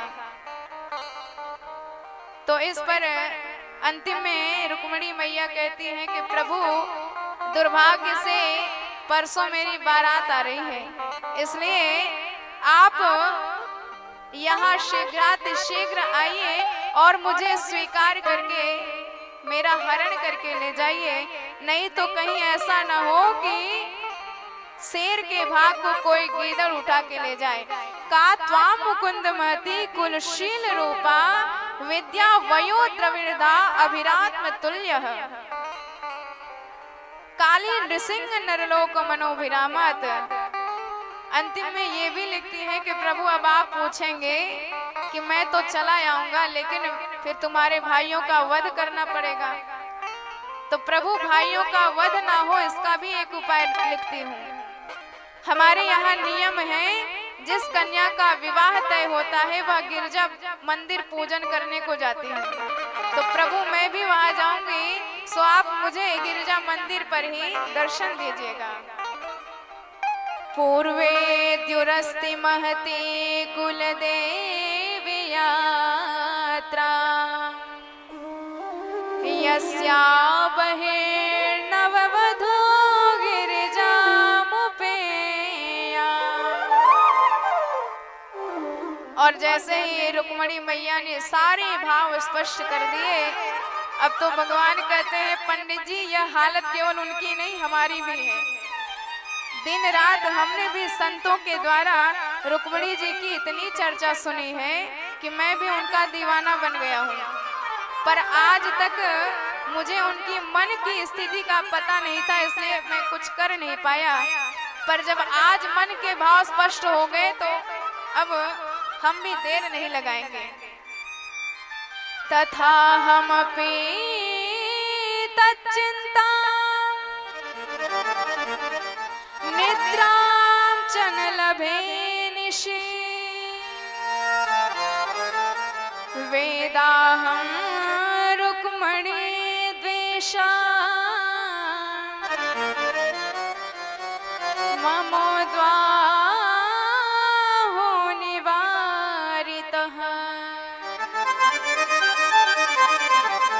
और भगवान तुरंत अपने सैव्य सुग्रीव मेघ पुष्प बलाहक नाम के 4 घोड़ों को रथ में जोता और पंडित जी का हाथ पकड़ के रथ में बिठाया और सीधे चाबुक चलाया तो रथ हवा में बातें करता नजर आया। अब बलराम जी ने पीछे से देखा तो सैनिकों से पूछा, क्यों भाई, ये द्वारकाधीश इतनी रात को कहाँ गए? सैनिकों ने सारी बात बताई। बलराम जी ने कहा, तो ये पक्का है कि पंडित जी कुंडनपुर के थे? हाँ महाराज। अच्छा, यदि शादी का कार्ड आता तो सबके लिए आता, पर प्राइवेट पत्र आया, इसका मतलब दाल में जरूर कुछ काला है। तो भैया लाला तो अकेला चला गया, पर मैं पूरी नारायणी सेना की बारात लेके चलूंगा। और इधर नगर रुक्मिणी जी के नगर में हल्ला मचा कि बैंड बाजे के साथ शिशुपाल भी बारात लेके आ गया है। अब तो रुक्मी ने अपने पिताजी से कहा कि पिताजी, उस दिन तो सगाई हो नहीं पाई थी, केवल बात पक्की करके आया था, तो आप जाके सगाई कर आइए। और भीष्मक जी सगाई करने चल दिए। और इधर बेचारी रुक्मिणी मैया अपने घर में विराजमान होके बारंबार शिव जी को याद कर रही है, दुर्गा मैया को याद कर रही है कि हे शिव जी, बहुत सोमवार के व्रत किए हैं, आज सबका फल चाहिए, आज कोई मेरे प्रतिकूल ना हो पाए, कोई मेरे लिए दुर्भाग्यशाली ना बन पाए। दुर्भगायान में धाता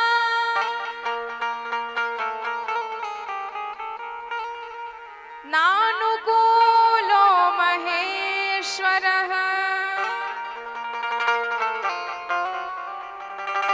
देवी वा विमुखा गौरी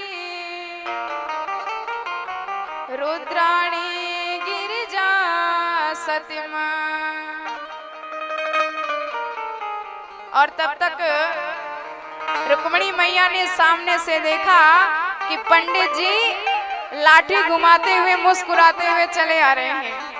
और भैया सामने वाली की चाल ढाल हाल से पता चल जाता है कि काम बना के आ रहा है कि बिगाड़ के आ रहा है। और जैसे ही मुस्कुराता हुआ भाल देखा और एकदम हंसी से युक्त चेहरा देखा तो जान गई कि काम बना के आ रहे हैं। रुक्मिणी मैया ने प्रश्न किया तो पंडित जी ने कहा, बेटी चिंता मत कर, हम उसके साथ ही आए हैं, वह तुम्हारा मंदिर में प्रतीक्षा कर रहा है। और तुरंत रुक्मिणी जी गदगद हो गई, ढेरों आशीर्वाद पंडित जी को दिया और सखियों के साथ अपना दिव्य भव्य श्रृंगार करके रुक्मिणी मैया सीधे गिरजा मंदिर में पहुंच गई। और गिरजा मंदिर में गिरिजा जी का पूजन किया, मैया को मनाया। नमस्ये त्वाम्बिके भीक्षणम स्वसंतान युताम शिवाम भूयात पतिर में भगवान कृष्णस्तदनुमोदिताम। रुक्मिणी मैया ने गिरिजा जी से कहा कि हे मैया, मैं जन्म जन्म की द्वारकाधीश की ही दासी बनूं, केवल यही आशीर्वाद दीजिए। और पूजा करते ही शुभ शकुन हुआ, इनके वाम अंग फड़कने लगे, वाम ऊरुर्भुजो नेत्रम अस्फुरन प्रिय भाषिणः। और इधर कहीं से उड़ती खबर शिशुपाल तक पहुंची कि हमारी शादी में वो काला काला मुरली वाला भी आया है। तो बेचारा बड़ा घबराया, पर सैनिकों ने कहा, महाराज चिंता छोड़ दो, हम केवल शादी के लड्डू खाने ना आए हैं, पूरी जबरदस्त तैयारी के साथ आए हैं, आप तो केवल आज्ञा भर दो। और शिशुपाल के कहते ही सारे सैनिक मंदिर को चारों तरफ से घेर लिए, घेराबंदी कर लिए। अब रुक्मिणी जी गिरिजा मैया का आशीर्वाद लिए और हृदय में द्वारिकाधीश को विराजमान किए। जैसे ही बाहर प्रवेश करी तो जब इतना बड़ा सैन्य समुदाय देखा तो बेचारी बड़ी घबराई कि हे भगवान, हमने ये चर्चा तो पत्र में किया ही नहीं कि यहाँ पूरा सैन्य समुदाय भी खड़ा होगा। अब क्या किया जाए, अपने प्रभु को, अपने नाथ को मैं कैसे इस घेराबंदी में पहचानूंगी। पर एक बात है, मेरे सरकार त्रैलोक्य में अलग ही नजर आएंगे, उनकी भव्य शरीर की कांति कुछ अलग ही होगी। तो इधर जैसे ही सैनिकों ने रुक्मिणी मैया का दिव्य वेश देखा, अब तो सारे सैन्य समुदाय पागल हो गए, मोहित हो गए। इतनी भव्य शरीर की कांति रुक्मिणी मैया की है। सबने कहा अरे अरे देखो तो इनकी चाल कैसे मतवाले हंस की जैसी है। एक ने कहा इनके विशाल बाल देखो कैसे लहरा रहे हैं। तब तक दूसरे ने कहा इनके गले का हार देखो कैसे जगमगा रहे हैं। और रुक्मिणी जी की दृष्टि अपने द्वारिकाधीश को खोजते हुए एक एक सैनिक पर पड़ रही है। और जिस सैनिक पर भी दृष्टि पड़ जाती है वही निहाल हो जाता है, मानो दरिद्र सोना लूट लिया हो, ऐसे आनंद प्राप्त कर लेता है। अचानक हमारे द्वारिकाधीश भगवान भी जाके उसी समुदाय में विराजमान हो गए। और मैया की दृष्टि घूमती घूमती जैसे ही सरकार पर पड़ी और आंखें चार भई, भगवान ने हाथ हिला दिया, घबराओ मत हम ही हैं। और जैसे ही सरकार का पता मिला, रुक्मिणी मैया पहचानते ही मुस्कुरा दी। और जैसे ही उनकी मोहनी मुस्कान का दर्शन किया सैनिकों ने, तो रहे सहे सबके होश भी उड़ गए, सबके सब पागल हो गए। और मोहिनी मुस्कान डाल करके भगवान उस समुदाय के बीच में से आगे बढ़े। बड़ी ही मतवाली चाल से सरकार आगे बढ़े और रुक्मिणी जी के पास जाके विराजमान भये और अपना हाथ बढ़ाया, रुक्मिणी जी के सामने किया। तो रुक्मिणी जी का हाथ पकड़ा और हाथ पकड़ करके बड़े प्रेम से सरकार लाए और उन्हें अपने स्वर्ण के रथ में विराजमान कर दिया। सुखदेव जी इसका बड़ा सुंदर वर्णन करते हैं। ताम्राज कन्या रथम आरुरोक्षते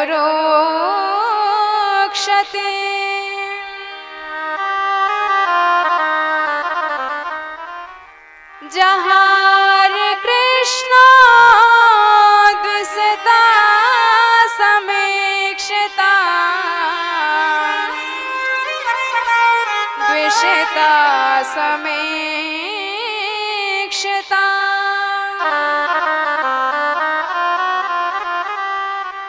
रथम समारोप्य सुपर्णलक्षणम्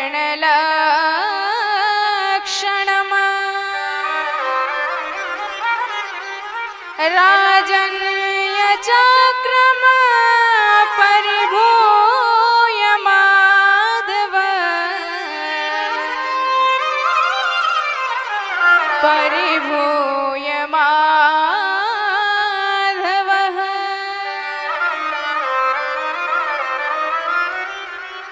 और जैसे ही सैनिकों ने भगवान की इस जोड़ी का दर्शन किया, सबके सब पागल हो गए। अरे इतनी सुंदर जोड़ी तो हमने पूरे जगत में नहीं देखी है।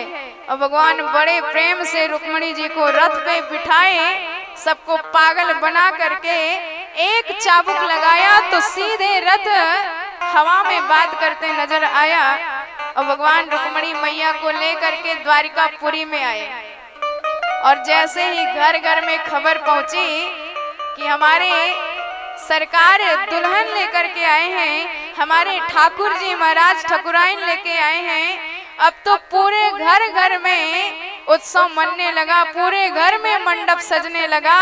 सब अपना दिव्य श्रृंगार करके मंडप सजा करके भगवान के दिव्य विवाह उत्सव का आनंद उठाने लगे। भगवान के विवाह की तैयारी में सारे द्वारिकापुर वासी जुट गए। तो भैया ये हमारे सरकार की शादी है, हमारे जगन्नाथ जगत के माता पिता की शादी है। तो ऐसे शादी में जाने का मौका बड़े सौभाग्य से मिलता है। क्योंकि आप अपने पुत्रों के विवाह में, अपने बेटे बेटियों के विवाह में जा सकते हैं, पर माता पिता की शादी में जाने का मौका नहीं मिलता। तो ऐसा मौका बड़े सौभाग्य से मिला है, तो भगवान की शादी में सब सम्मिलित हो जाएं और अपने जीवन को परम धन्य बनाएं। तो आइए हम और आप भी भगवान के विवाह उत्सव में सम्मिलित होते हैं और द्वारिकापुरी में चलते हैं, जहां मंडप में रुक्मिणी जी विराजमान हैं, अंग अंग में भगवान के नाम का ही श्रृंगार की हैं और भगवान का ही दर्शन कर रही हैं। और हमारे सरकार तो ऐसे श्रृंगार किए हैं कि इनके आगे बड़े बड़े कामदेव भी फेल हो जाते हैं। ऐसा दिव्याति दिव्य भगवान बांके बिहारी का दुल्हा वेश है। बोल दुल्हे सरकार की जय हो, रुक्मिणी महारानी की जय हो।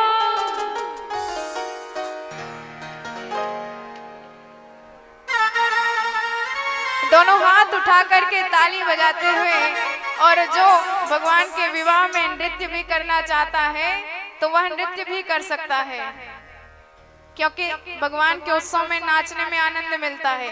यदि संसार के उत्सव में नाचेंगे तो फिर ऐसे ही जगत के चक्कर में नाचते रह जाएंगे, और एक बार भी सरकार की विवाह में नाच दिया तो फिर 84 लाख योनियों में कभी नाचने की जरूरत नहीं पड़ेगी। बोल बांके बिहारी लाल की जय हो। लागे दुल्हा सातो दिलदार सावरे, तेरा किसने किया श्रृंगार सावरे, तेरा किसने किया श्रृंगार सावरे, तेरा किसने किया श्रृंगार सावरे। लागे दुल्हा सातो दिलदार सावरे, लागे दुल्हा सातो दिलदार सावरे, तेरा किसने किया श्रृंगार सावरे, हो तेरा किसने किया श्रृंगार सावरे, तेरा किसने किया श्रृंगार सावरे, तेरा किसने किया श्रृंगार सावरे।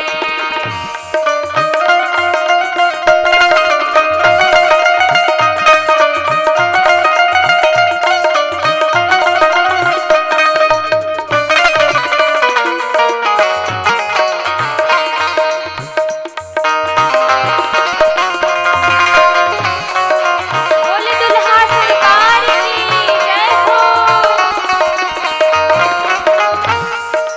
मस्तक पर बलिया गिर चंदन की शिर तिलक लगाया, मस्तक पर बलिया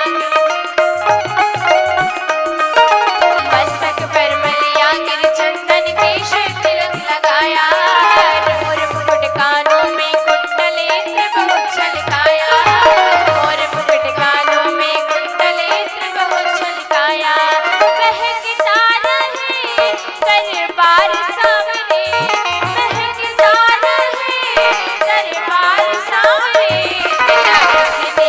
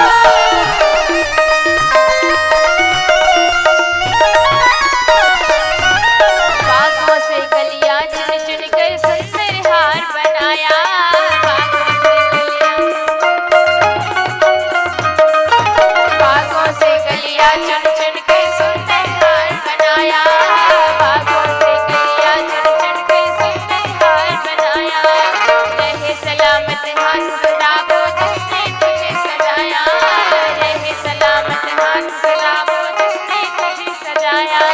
सजाता रहे हर बार सांवरे, सजाता रहे हर बार सांवरे, तेरा किसने किया श्रृंगार सांवरे, तेरा किसने किया श्रृंगार सांवरे, हो तेरा किसने किया श्रृंगार सांवरे।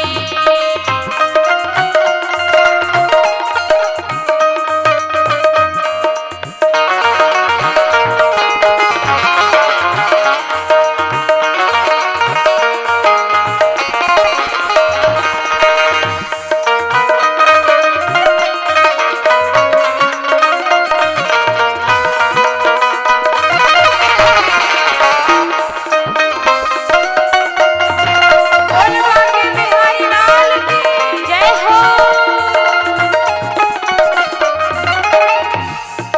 बोल कन्हैया बोल तुझे मैं कौन सा भजन सुनाऊं,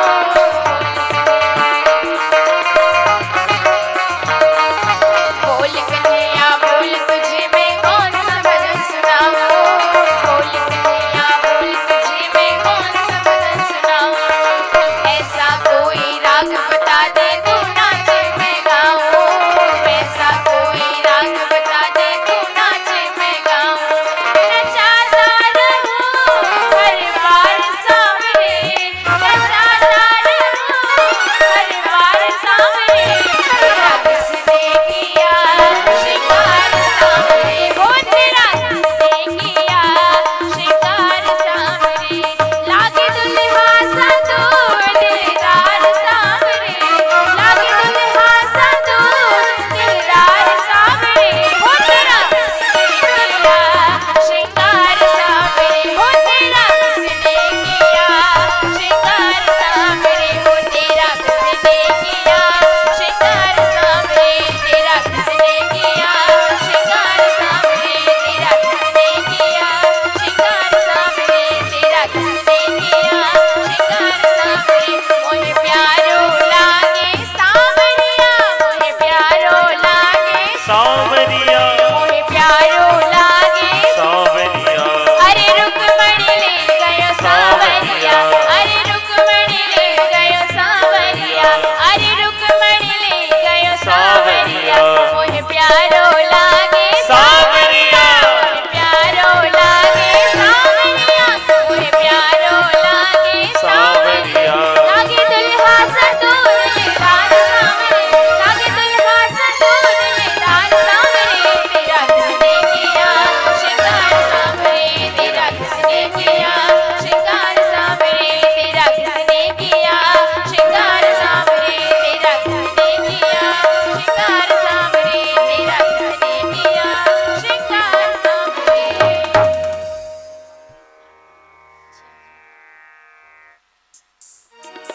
मैंने मेहंदी रचाई रे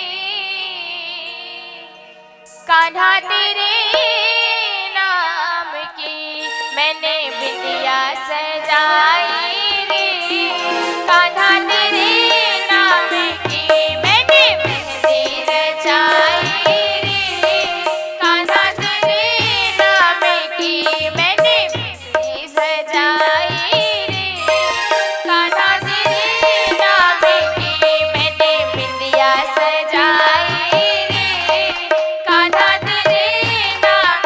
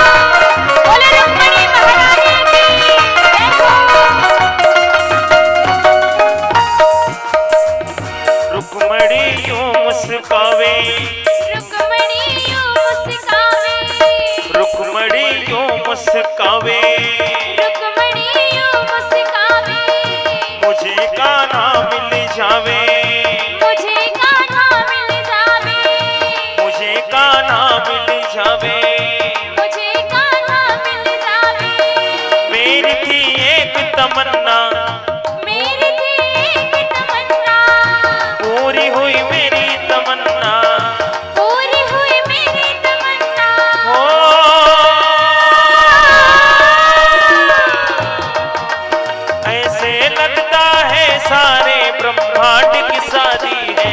आज मेरी शाम की शादी है, आज मेरी शाम की शादी है, आज मेरी शाम की शादी है। ओ शाम की शादी है, मेरे सरकार की शादी है। हाँ शाम की शादी है, मेरे सरकार की शादी है। आज मेरी शाम की शादी है, आज मेरी शाम की शादी है, आज मेरी शाम की शादी है।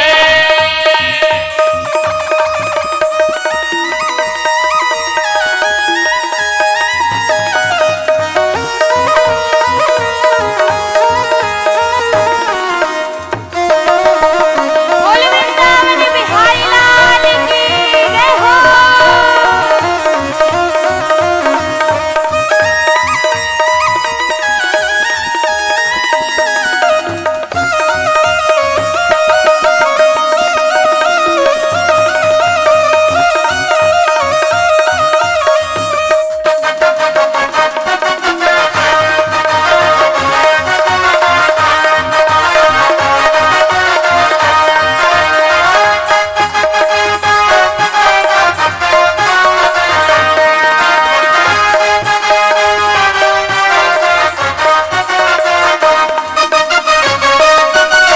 जय श्री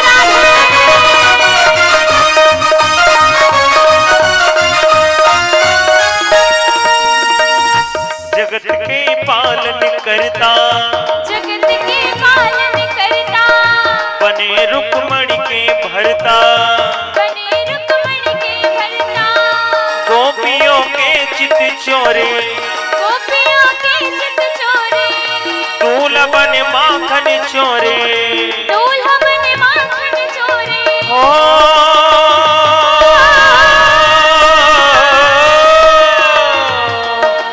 मधुमंगली और श्री दामा ने धूम मचाई है। आज मेरी शाम की शादी है, आज मेरी शाम की शादी है, आज मेरी शाम की शादी है। हाँ शाम की शादी है, मेरे सरकार की शादी है। ओ शाम की शादी है, मेरे सरकार की शादी है। आज मेरी शाम की शादी है, आज मेरी शाम की शादी है, आज मेरी शाम की शादी है, आज मेरी शाम की शादी है।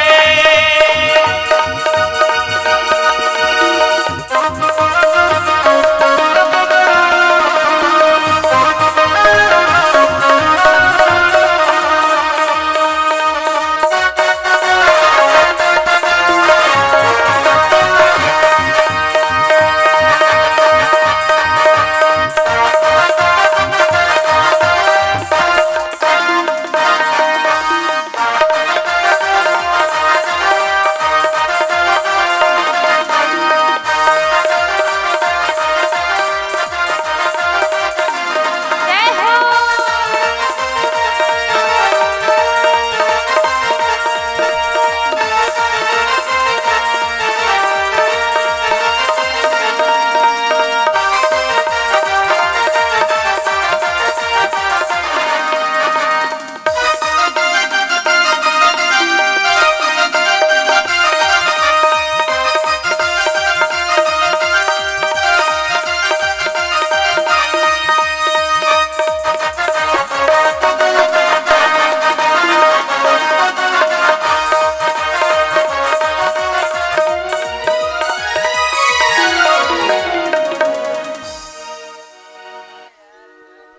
श्री बांके बिहारी लाल की, जय हो। श्री रुक्मणी मंगल भगवान की।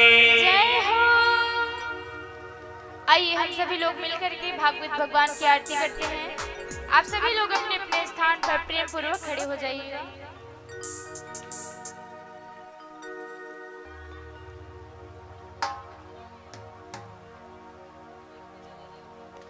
ओम यदुगुम हविः प्रजननं वे अस्तु दशवीरगुम सर्वगणगुम स्वस्तये आत्मशनि प्रजा शनि पशु शनि लोक शनि भय शनि अग्निः प्रजां बहुलां मे करो तन्नं पयोरितु अस्मासु दत्त।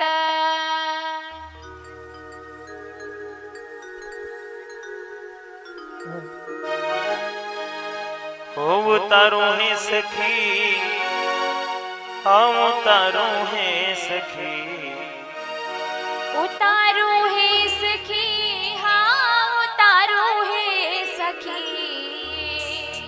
वो सांवर दुल्हा के आरती उतारू है सखी, सांवर दूल्हा के आरती उतारू है सखी, उतारू है सखी, हम उतारू है सखी, उतारू है सखी, हाँ उतारू है सखी। सांवर दूल्हा की आरती उतारू है सखी, सांवर दूल्हा की आरती उतारू है सखी।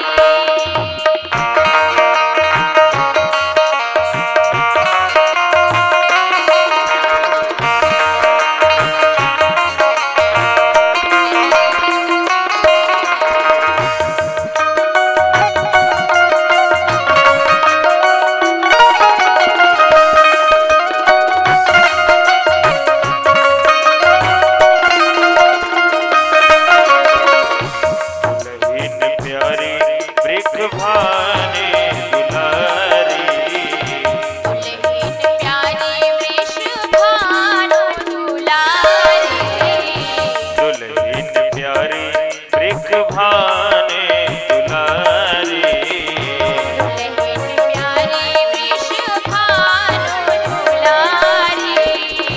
दुल्हा दुल्हनुआ श्री बिहारी, दुल्हा दुल्हनुआ श्री गोकुल बिहारी, भरी भरी नैना निहारो है सखी, भरी भरी नैना निहारो है सखी, अपने श्याम जी की आरती उतारो है सखी।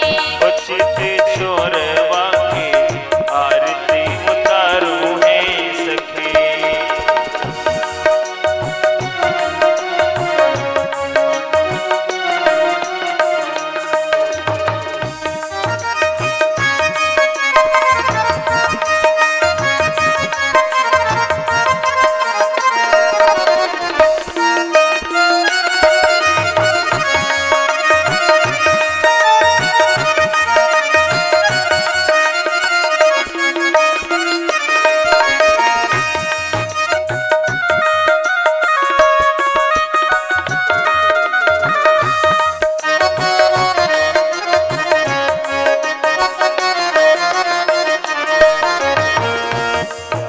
विभूषणे अंग साजे, ब्याह विभूषण अंग अंग साजे, ब्याह विभूषणे अंग अंग साजे, ब्याह विभूषण अंग अंग साजे।